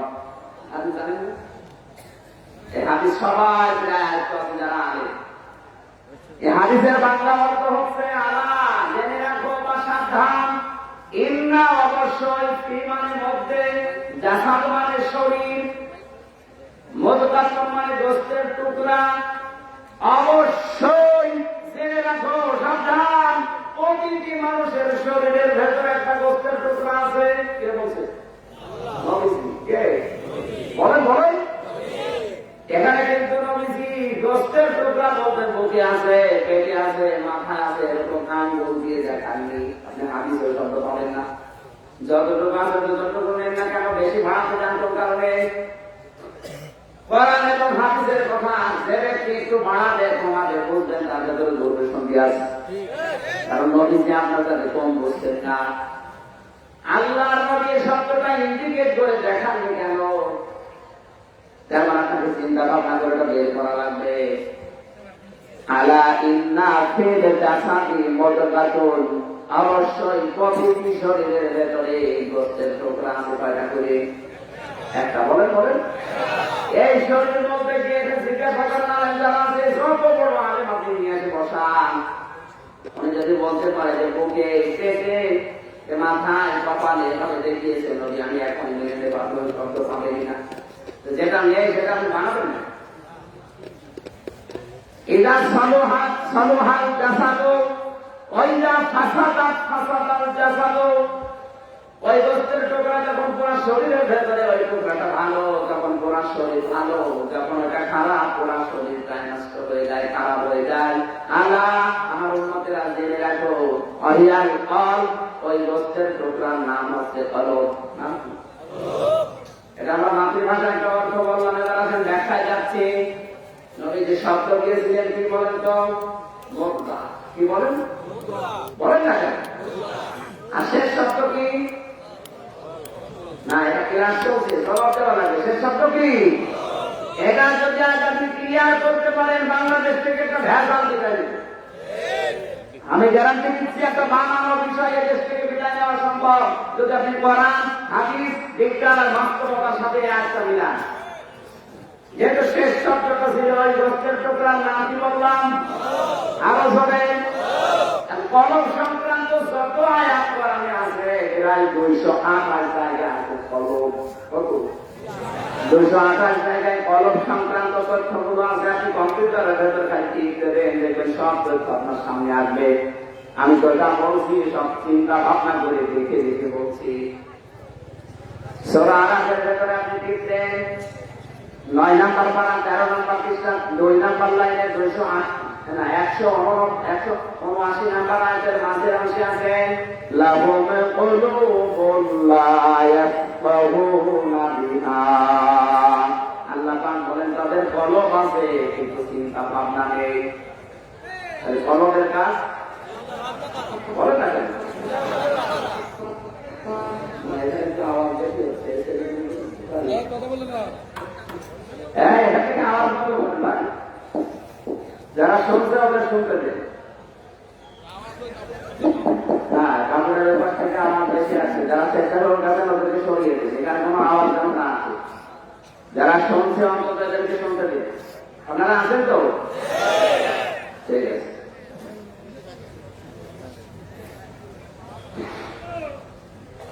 না যদি ভালো না লাগে আমি মনে করবো ওর চিন্তা ভাবনা করে শোনা লাগবে। এখান থেকে যে গেবত করবেন একদম সব কিছু করে ফেলবে।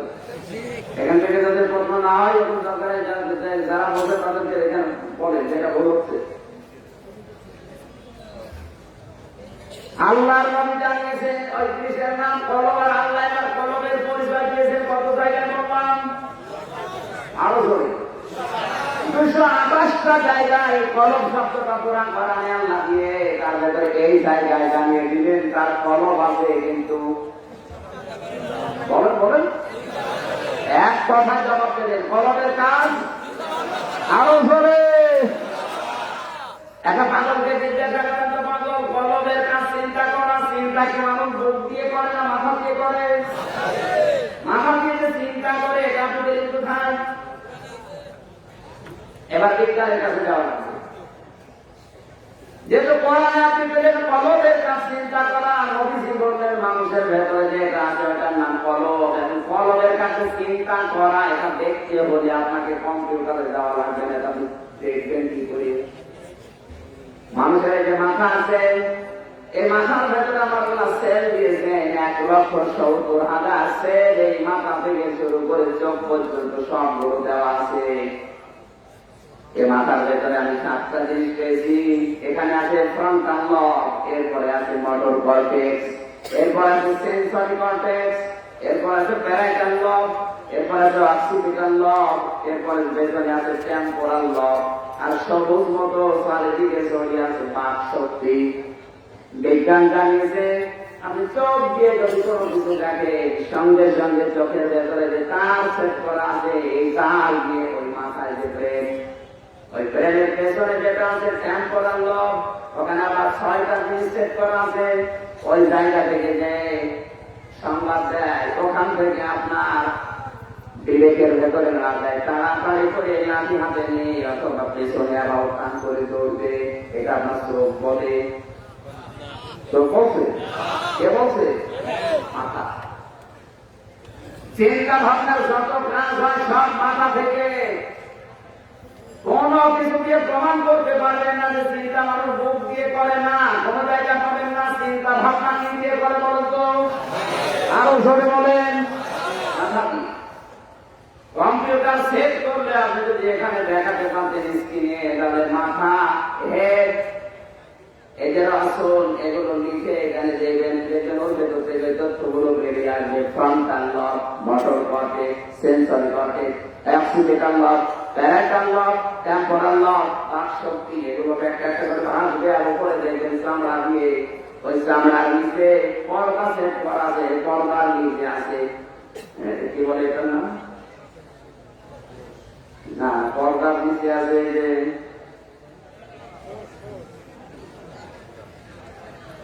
মগজ তৈরি হওয়ার জন্য 3টা জিনিস লাগে। 2 নম্বর ওটার নাম হচ্ছে চর্বি। চর্বি পর্দার নিচে চর্বি থাকে, চর্বির নিচে সেলগুলো সব সাত করা আছে। মানুষের শরীরের ভেতরে যতগুলো সেল আল্লাহ সাজিয়েছেন বিজ্ঞান জানিয়েছে যদি সেলগুলো একটা একটা করে সাজানো হয় 12.5 কিলোমিটার রাস্তা লাগবে। বাইরে খেয়ে দিয়ে শোনালো আপনি টের পাচ্ছেন কি শরীরের ভেতরে ঘটছে? একটা বারের জন্য যদি কম্পিউটার দেখতে পাচ্ছেন এক্ষুনি সেটা করে দিচ্ছে। এগুলো দেখতে পায় না, এর জন্য এত বৃদ্ধি বাড়ে। কি হলো রে, হনুমান হয়ে গেছে। অথচ ওরে টাইপ করতে আপনার কিছু লাগে না, একটা একটা তার শুধু ঢিল করে দেবে না, ওই ক্ষমতা আল্লাহ নেই। এবার বাস্তবতা নিয়ে যাচ্ছে বিজ্ঞান দিয়ে। নবীদের প্রথম কথা ছিল আল্লাহ নবী জানিয়েছেন আলা ইন্না ফিল জাসাদি মুদগাতুন, প্রতিটি শরীরের ভেতরে কি আছে? মদগা। বলেন বলেন। মদগা হওয়ার জন্য আপনি সর্বপ্রথমে বিজ্ঞানের কাছে, বিজ্ঞান আধুনিক বিজ্ঞান বলতে 3টা জিনিস লাগবে। 1 নম্বরে মদগার ভেতরে লাগবে চর্বি, 2 নম্বরে লাগবে রক্ত, 3 নম্বরে বলবে রাবারের উপরে কামড় দাও, যেমন দাঁত বসে যায় এরকম জোড়া কাটা একটা বিষয় তুমি সামনে দেখতে পাবে। আর জেনাটা বাসি আপনার বাম স্তনের 2 আঙ্গুল নিচ এখান থেকে গোস্তের টুকরা কেটে বের করেন। আর মাথার যে মগজ আছে যেটা ফ্রন্টাল লবে আছে এটা কেটে বের করেন। এর সামনে রাখার পরে দেখবেন মগজের ভেতরে রক্ত পাবেন, চর্বি পাবেন। আর দাঁত দিয়ে কামড় দিলে যেমন দোড়া কাটা ভাব হয় এরকম ভাব হবে। এবার বলছে না আর আপনি মুখ থেকে একটা টুকরা বের করেন তো দেখি, ওখানে রক্ত হবে, চর্বি পাবেন, কিন্তু দাঁত দিয়ে কামড় দিলে যেরকম দেখায় ওরকম আপনি পাবেন না।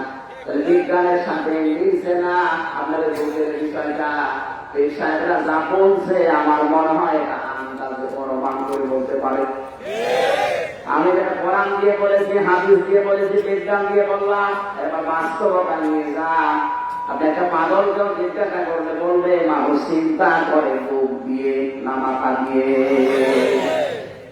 চিন্তা তো মাথা দিয়ে করা লাগে।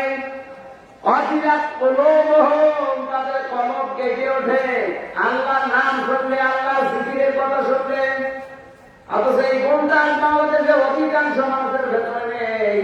আল্লাহর নাম শোনার পরে আমি ভেতরে সন্তুষ্ট হবে, প্রকম্পিত হবে, অন্তরের ভিতরে একটা কাঁপ ধরবে, ঝালঝালা তৈরি হবে না, আরো বৃদ্ধি বাড়ে। আল্লাহর নাম শোনার পরে একটু ছোট হওয়া দূরের কথা, আরো বৃদ্ধি বাড়ে। এটা বলবেন না কেন? এই গুণটা আমাদের যাদের নেই তাদের যে পুরস্কার, যে পরবর্তীতে 3টা পুরস্কার আল্লাহ দেবে, পুরস্কার তারা পাবে। বলেন 1 নম্বরে কোনটা আমাদের অর্জন করার দরকার নেই। আল্লাহর নাম উচ্চারণ হলেই তাদের কলবের ভেতরে কাঁপ ধরবে। এবার সেখানে তাফসীরে যাচ্ছে। আর কি দরকার ভাই? আর রাখবে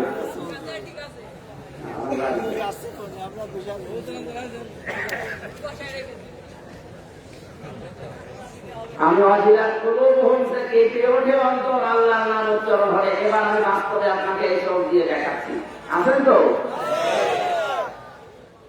হযরত ইউসুফ নবী আলাইহিস সালাম জুলাইখা যখন তাকে ডাক দিয়ে 10টা দরজায় তালা লাগিয়ে চারিদিকে জনমাগলামূলক ছবিগুলো আঁক করে রেখেছিল, ডাক দিয়ে বলেছে ওয়ারাদা বহল্লাতি ওয়াফি বাইতিহা নাফসি ওয়া বাল্লাকাতিল হাওয়া ওয়া ক্বালাত আইতালা। ইউসুফ আনছো চারিদিকে দরজায় সব তালা লাগানো। ওই সময় জুলাইখা ছিল বিশ্ব সুন্দরের তালিকায়। সারা পৃথিবীতে 4 জন মহিলাকে আল্লাহ সব জায়গায় সৌন্দর্য এই মুখের কাটিং দিয়েছিলেন। তার মধ্যে জুলাইখা 2 নাম্বার।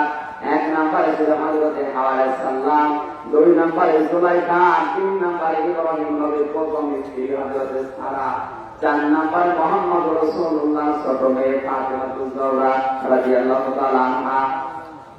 এইরকম একজন যুবতী মেয়ে ঘরের ভেতরে কেউ নেই, 10টা দরজা তালা লাগানো, চারিদিকে জনমাগলামূলক ছবিগুলো আঁক করা ছিল। হযরত ইউসুফ নবীকে বলছে ওয়াক্বালাত আইতালা, আসো আমার দিকে। হযরত ইউসুফ আলাইহিস সালাম ওই সময় রাজি ছিলেন না ছিলেন না? ছিলেন না বলে আমরা জমি রকম করলে হবে।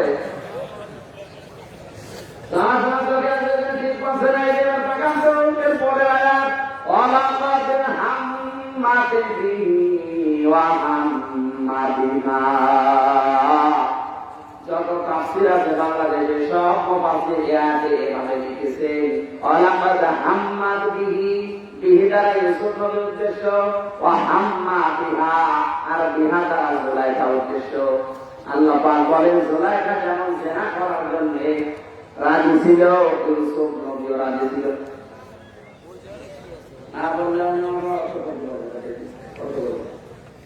অথচ এটাই লেখা আলাকাদ হাম্মাত বিহি ওয়া হাম্মা বিহা, ইউসুফ নবীও যেমন রাজি, জুলাইখাও রাজি। এটা হলো ইমান থাকবে। তাহলে অত করেন কিভাবে? অথচ এটাই এখানে লেখা আছে। তাফসীর মাহফিলে আসতে হবে এই কারণে কোরআনে এমন কিছু জট তৈরি করা আছে যেগুলো করতে আপনার ওই মাথায় হবে না। এগুলো করতে হলে চিন্তা ভাবনা করে করা লাগে। আল্লাহ পাক বলেন ইউসুফ নবীও কিন্তু রাজি ছিল। রাজি থাকার কয়েকটা কারণ, কারণ ইউসুফ নবীও যৌবন, পূর্ণ যৌবনে তিনি পৌঁছে গেছেন। 2 নম্বরে তিনি রক্ত মাংসের গড়া মানুষ। এক কথা বলছেন রক্ত মাংসের গড়া যারা মানুষ, যাদের যৌবন আছে, ওদের যৌবন আল্লাহ রাব্বুল আলামিনের পরের শব্দটা আমি যদি না করতাম, ইউসুফ নবীর উপরে আমিও নিজেও তহমত দিয়ে দিতাম। পরের শব্দে আল্লাহ দিয়েছেন লাউলা বুরহান রাব্বি, আমি আল্লাহ যদি নাকি কিছু দলিল আর প্রমাণ না দেখাতাম, এই যে আল্লাহ যদি এইটা কাউকে না দেখায়, যৌবন ধরে রাখা, যৌবন কঠিন দুর্যোগপূর্ণ অবস্থায় ঠিক রাখা কোনো ফেরেশতার দ্বারা সম্ভব না। কারণ দুইজন ফেরেশতা পর্যন্ত পদস্খলিত হয়েছিল। আর এখন অনেকে ইসরায়েলের কাছে ভোট দিয়ে চিন্তা আছে যে আমার আল্লাহ বলে কিছু করবে না,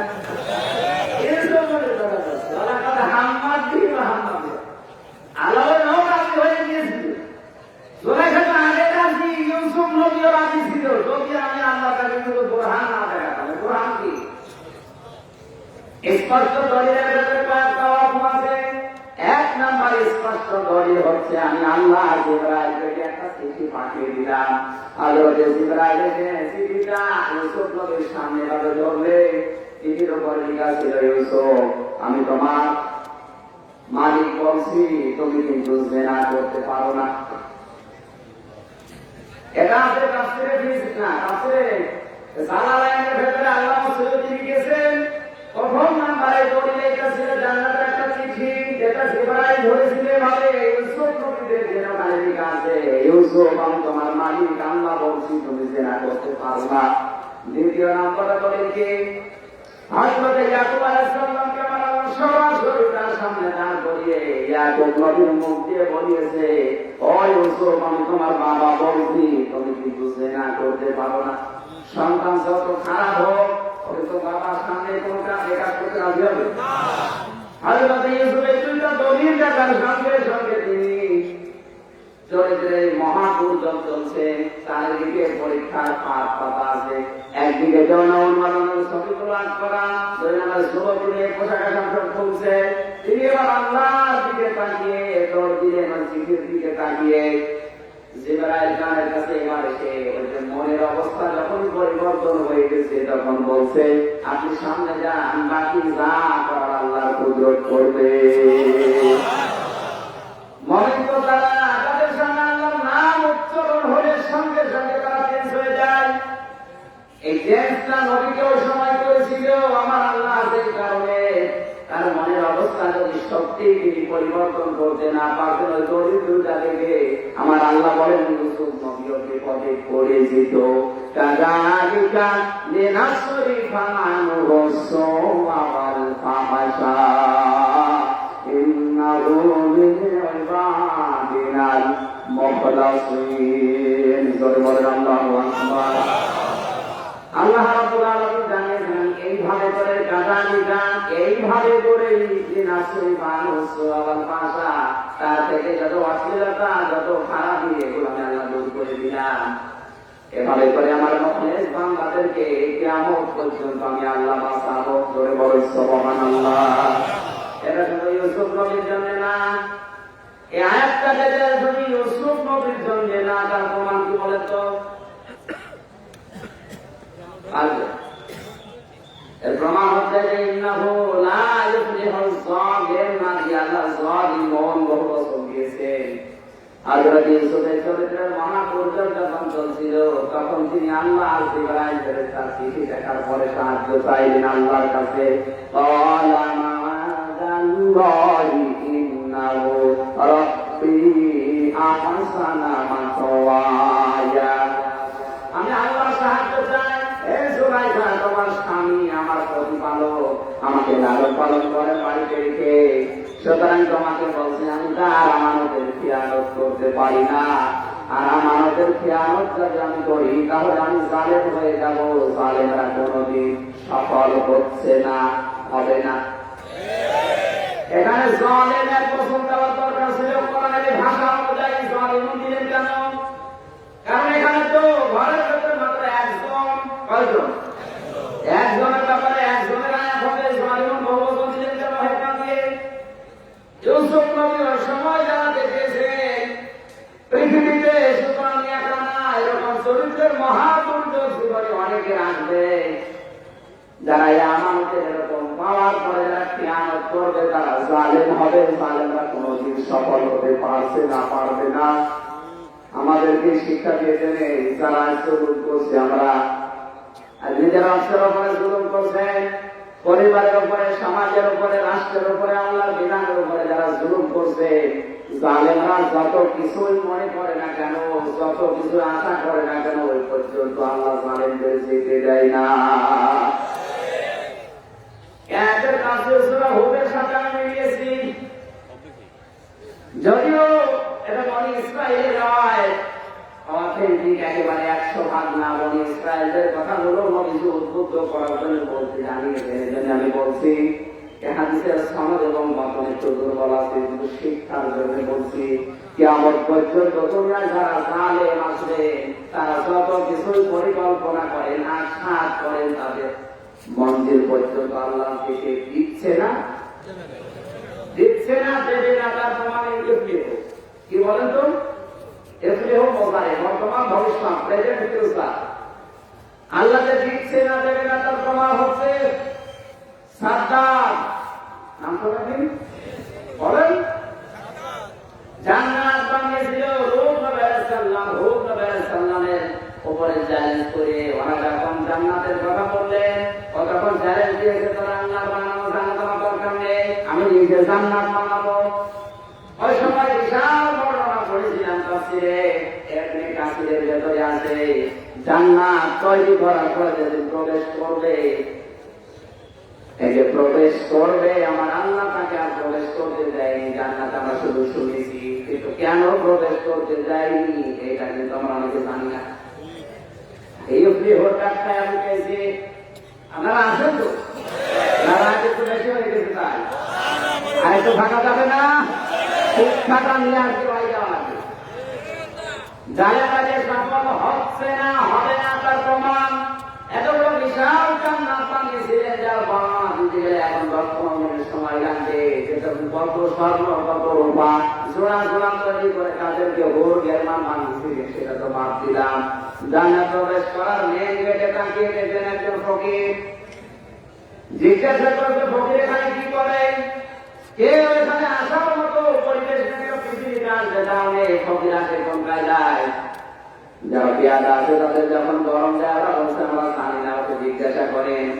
ওখান থেকে ফকিরের দেশে এই লোকটা বলে, বাদশা আপনি একটু মাথা নিচু করেন, গোড়ার দিক থেকে একটু কথা বলতে চাই।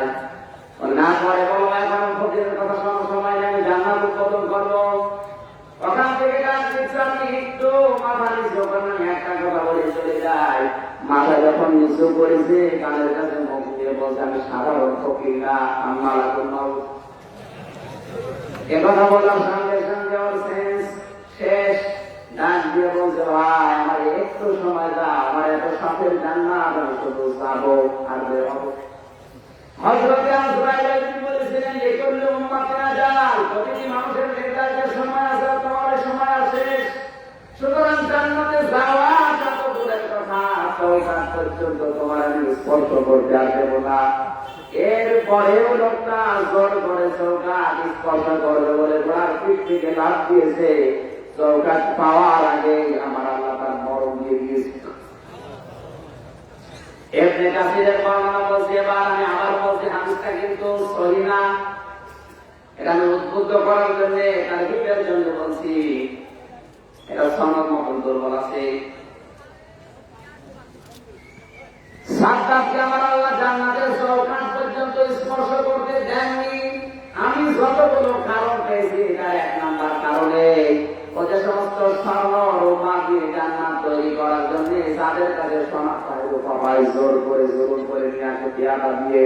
একটা বিধবা মেয়ে লোক, কারণ একটাই স্বর্ণ ছিল টুকরা, স্বামীটা মারা গেছে, ওইটা নিয়ে কোনো মতে তার জীবন চালাবে বলে শেষ সম্ভব ওইটা সর্বশেষ। এর পেয়াদাটা গিয়ে যখন নিয়ে আসতে চেয়েছে, মেয়েটা দেয়নি, বাদশার কাছে নালিশ দিয়েছে, বাদশা বলে তাড়াতাড়ি ওইটাই নিয়ে আয়। জোর করে যখন নিতে গেছে, মাটিতে গড়াগড়ি করে অসহায় দরবার ওই মজলুম মেয়েটা বরদোয়া দিয়েছিল, রব্বুল আলামিন আমার শেষ সম্বল যে লোকটাকে নিয়ে জান্নাত বানাতে চাই, আমি মজলুম অবস্থায় বরদোয়া দিলাম, তুমি তার বানানো জান্নাতে প্রবেশ করতে দিও না। তাফসীরে মুফাসসির বলেন যে মজলুমের দোয়া আমার আল্লাহ কিন্তু সঙ্গে সঙ্গে কবুল করেন। তার শেষ সম্বল যে দরজা ছিল ওইটাকে কেড়ে নেওয়ার কারণে আমার আল্লাহ ওই দোয়া কবুল করে তার একদিনে প্রায় 22 বছর 20,000 শ্রমিক দিয়ে এত বিশাল জান্নাত তৈরি করার পর আল্লাহ তাকে সওকাত পর্যন্ত স্পর্শ করতে দেয়নি। এখানে জালিমদের স্বপ্নসাৎ পূরণ হচ্ছে না, হবে না। এখানে সত্য আমি দুইটা বলেছি, 1 নম্বর শেষ সম্বল, 2 নম্বর কি মাসলুম।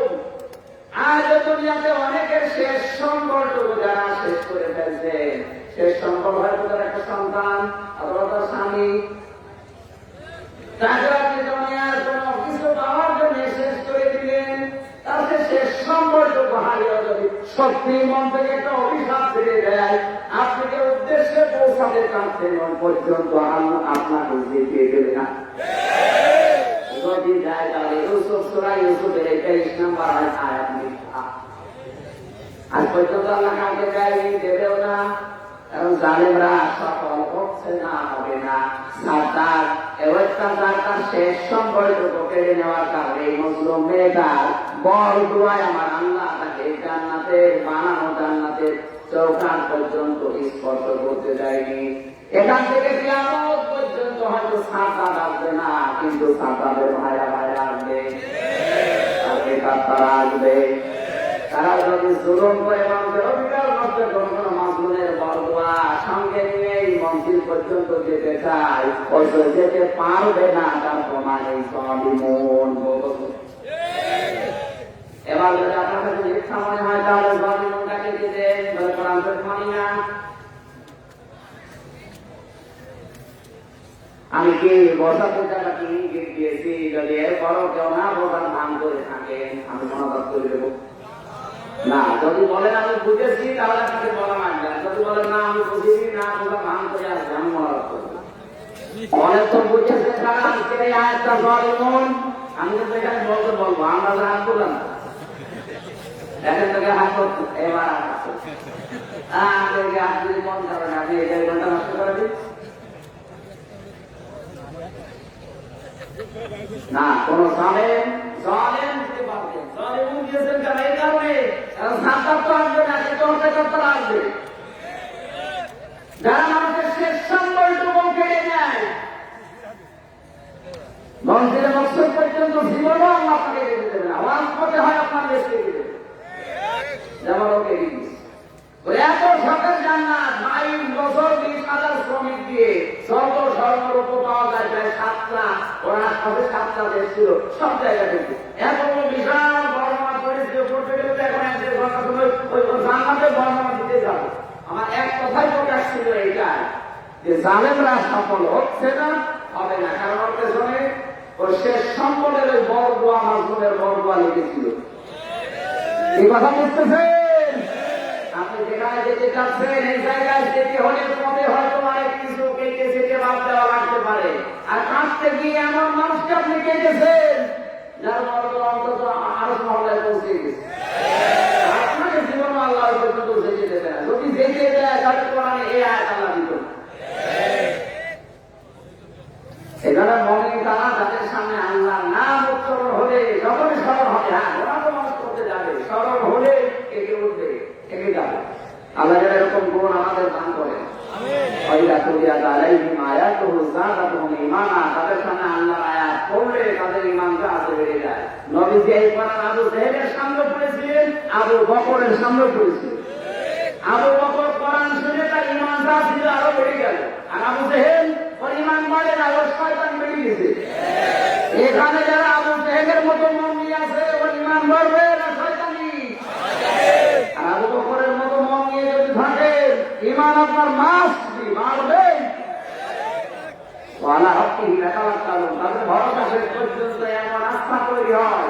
আমার একটা বাচ্চা আজকে এসেছে, ওরা 12-13 মান বয়স, ওরা যত উপরের দিকে আমি মারি তো হাসি,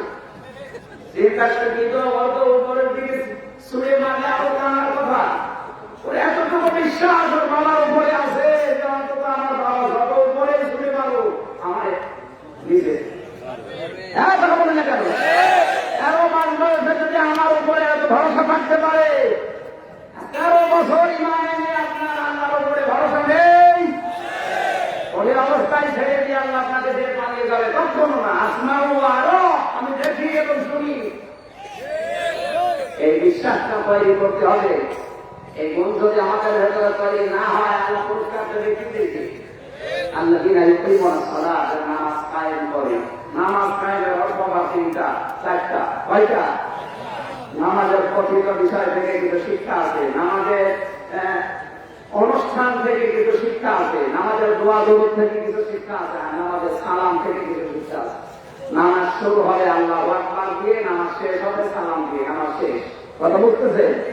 মনাজাত যদি হাত তুলে করেন এটা আপনার ব্যাপার, যদি হাত তুলে না করেন এটাও আপনার ব্যাপার। এইটা নিয়ে মারামারি গন্ডগোল করা জায়েজ নেই। নামাজ শুরু হয় আল্লাহু আকবার দিয়ে, নামাজ শেষ হয় সালাম দিয়ে শেষ। আমি মারা যাতে না বলতে করুন, যতটুকু যার সম্পদ আছে সেজন্য আল্লাহ রাস্তায় খরচ করে। এখন এই সম্পদ আল্লাহ রাস্তায় খরচ করা এর ব্যাখ্যা কি? দুনিয়াতে কোন মানুষ যদি তার সামর্থ্য অনুযায়ী 1 টাকা ব্যয় করে, কিয়ামতে আল্লাহ ওইটাকে 70 টাকা করে তার সামনে ধরবে। 70 টাকা আপনার হাতে দিলে এরকম নাকি? 70 টাকা আল্লাহ রাস্তায় দান করলে যেরকম সওয়াব হতো, যেরকম নিয়ামত জান্নাতে পাওয়া যেত, ওইরকম নিয়ামত আল্লাহ তৈরি করবে। আমাদের আমার টাকা নেই, আমি কি করবো? আপনার টাকা নেই, দান করার আরো জিনিস আছে, আপনার শক্তি আছে, আপনার সামর্থ্য আছে, অন্তত কথা বলে হলেও মানুষকে আল্লাহ দিনের দিকে, ইসলামের দিকে ডাকবেন, এটাও খরচ। নবীজি বেলালকে মাঝে মাঝে বলতেন, আমি বেলাল খরচ করো। উনি বলতেন, হে রাসূল আমি খরচ করবো কি, আমার কিছু নেই। আল্লাহর নবী বলেন, বেলাল কিছু যখন নেই, আযান দাও, আল্লাহর দিকে মানুষকে ডাকো, এইটাও করো। আপনি তো কথা খরচ করতে পারেন না, আপনার কথা খরচ হয় ইসলামের বিপক্ষে। এখানে যতটুকু সম্পদ হোক, আপনার যা আছে তাই আপনি ইসলামের জন্য, দিনের জন্য খরচ করে যাবেন। এই 5টা গুণ যদি ভেতরে আনতে পারেন, আল্লাহ পাক বলেন ইমানের দাবিতে এরা সত্যবাদী, এদেরকে আমি প্রথম পুরস্কার দেব। আমার দরবারে তাদের একটা চেয়ার তৈরি হবে। কি তৈরি হবে? লাহুম দারাজাতুন ইনদা রাব্বিহিম, তাদের রবের কাছে একটা চেয়ার তৈরি হবে।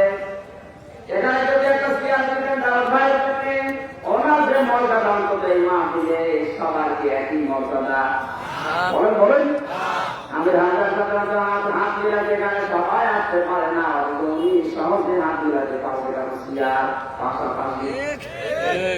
আল্লাহ পাক বলেন এদের পুরস্কারের প্রথম আমি একটা চেয়ার বানিয়ে রাখবো আমার কাছে। কিয়ামতের কত মানুষ বিপদে হাবুর মতো পাবে, অথচ বান্দা আমি আল্লাহর পাশে চেয়ারে আমার নূরের চেয়ারে বসে থাকবে। 2 নম্বরে তাদের জীবনের যে ছোটখাটো অপরাধগুলো ছিল, যদি তাওবা করে আসতে পারো, ওদের জীবনের অপরাধ আমি আল্লাহ মাফ করে দেব। আর তাওবা করলে শুধু মাফ করি না, ওই জায়গাটা কোরআন দিয়ে পাঠিয়ে দেয়। রিজকুন কারীম, তাদেরকে আমি আল্লাহ সম্মানিত রিজিক দান করি। এখন রিজিক কাকে বলে? আমি রিজিকের ব্যাখ্যা নিতে এসেছি, বলবো? রিজকের যে ব্যাখ্যাগুলো আমি পড়েছিলাম কোরআনে, তাফসীরের ভেতরে আল্লাহ নবী জানিয়েছেন রিজিকের স্তরগুলো আবার আল্লাহ সাজিয়েছেন 4টা দিয়ে। রিজিকের সর্বনিম্ন স্তর হচ্ছে অর্থ সম্পদ, রিজিকের সর্বোচ্চ স্তর হচ্ছে সুস্থতা, রিজিকের সর্বোত্তম স্তর হচ্ছে পূর্ণবান নেককার স্ত্রী এবং পরিশুদ্ধ সন্তান, রিজিকের পরিপূর্ণ স্তর হচ্ছে আল্লাহর রিজাবন্দি এবং সন্তুষ্টি। এবং এই 4টা শব্দের ব্যাখ্যা দরকার। এই দুনিয়াতে আল্লাহ তাদের সর্বনিম্ন রিজিক দিয়েছে, তাদের টাকা পয়সা অর্থ সম্পদের মালিক বানিয়েছে। তাহলে টাকা পয়সা অর্থ সম্পদের মালিক যারা, তারা ভাববেন আমি রিজিকের সর্বনিম্ন স্তর পেয়েছি। কথা বুঝতেছেন?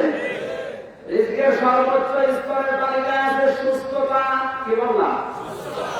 এখানে কম বেশি সবাই সুস্থ, পরিপূর্ণ সুস্থ কেউ আছে? যে কোন রোগ কি আপনার শরীরের ভেতরে আছে? পরিপূর্ণ সুস্থ যে লোকটা, সে লোকটা সর্বোচ্চ স্তর পেয়েছে রিজিকের। রিজিকের 3 নাম্বার স্তর কি? সর্বোত্তম স্তর। আর সর্বোত্তম স্তরের ভেতরে 2টা শব্দ আছে। 1 নম্বরে নেককার পরিশুদ্ধ সন্তান, আর পূর্ণবান স্ত্রী। এখন পূর্ণবান স্ত্রী হওয়ার জন্য 4টা শর্ত। কয়টা? বলেন। নেককার পূর্ণবান সন্তান এবং নেককার পূর্ণবান স্ত্রী কারা? আল্লাহ আল্লাহ নবী 4টা সম্পদ দিয়েছেন। এটা মিশকাত শরীফের 3272 নাম্বার হাদিসে আছে। নবীজি বলেন, স্বামী যেটা পছন্দ করে স্ত্রী ওই কাজ করে। স্বামী যেটা পছন্দ করে স্ত্রী ওই কাজ করে, যদি জায়েজ হয়। 2 নম্বরে, স্বামীর অনুমতি ছাড়া সফরের গুরুত্বের বাইরেও বাড়ি থেকে বের হয় না।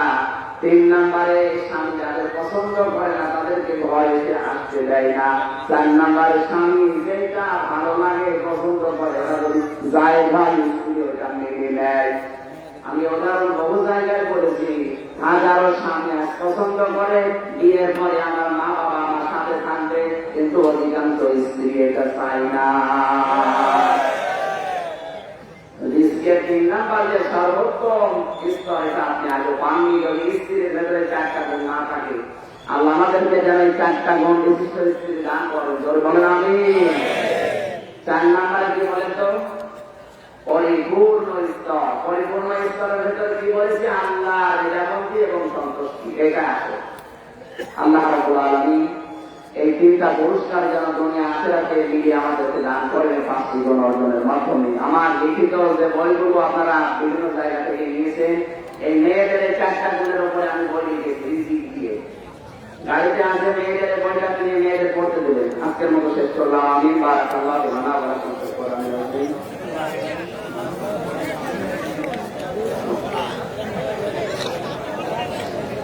মহাযাত্রা করে গাড়ি থেকে বইটা নিয়ে যাবেন যাওয়ার সময়। আমরা অনেকগুলো মানুষের তালিকা পেয়ে যাচ্ছি মহাযাত্রা করার জন্য। আল্লাহুম্মা আমিন। ربنا ظلمنا أنفسنا وإن لم تغفر لنا وترحمنا لنكونن من الخاسرين। সম্মানিত ভাই বোনেরা, মোনাজাতটা বসে করে যান। মোনাজাতটা বসে করেন। আমরা মোনাজাত বসে করছি আল্লাহর কাছে। বসেন, দোহাই লাগে, বসেন বসেন।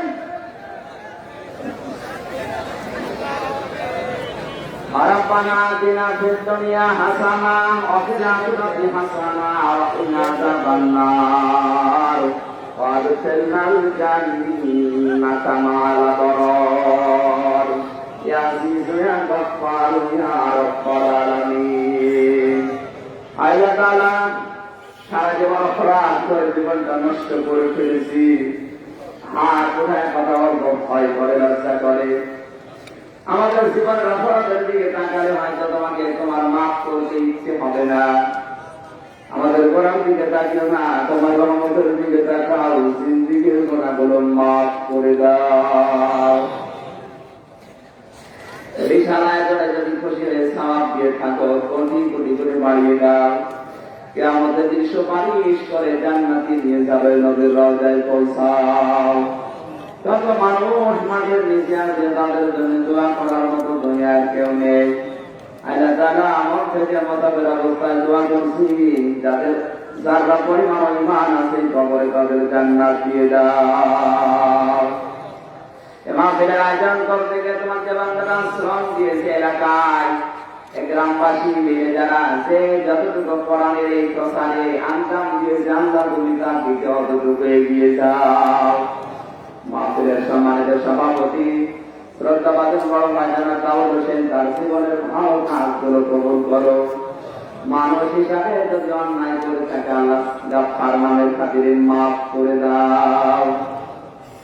রব্বুল আলামিন অনেকেই দোয়া দিয়েছে আজকের এই ময়দানে। বিশেষ করে বাংলাদেশের স্বাধীনতার স্থপতি বাংলার বঙ্গবন্ধু শেখ মুজিবুর রহমানের জন্য দোয়া চেয়েছেন। তার জীবনের ভালো কাজগুলো মঞ্জুর করো। বিশেষ করে ইসলামিক ফাউন্ডেশন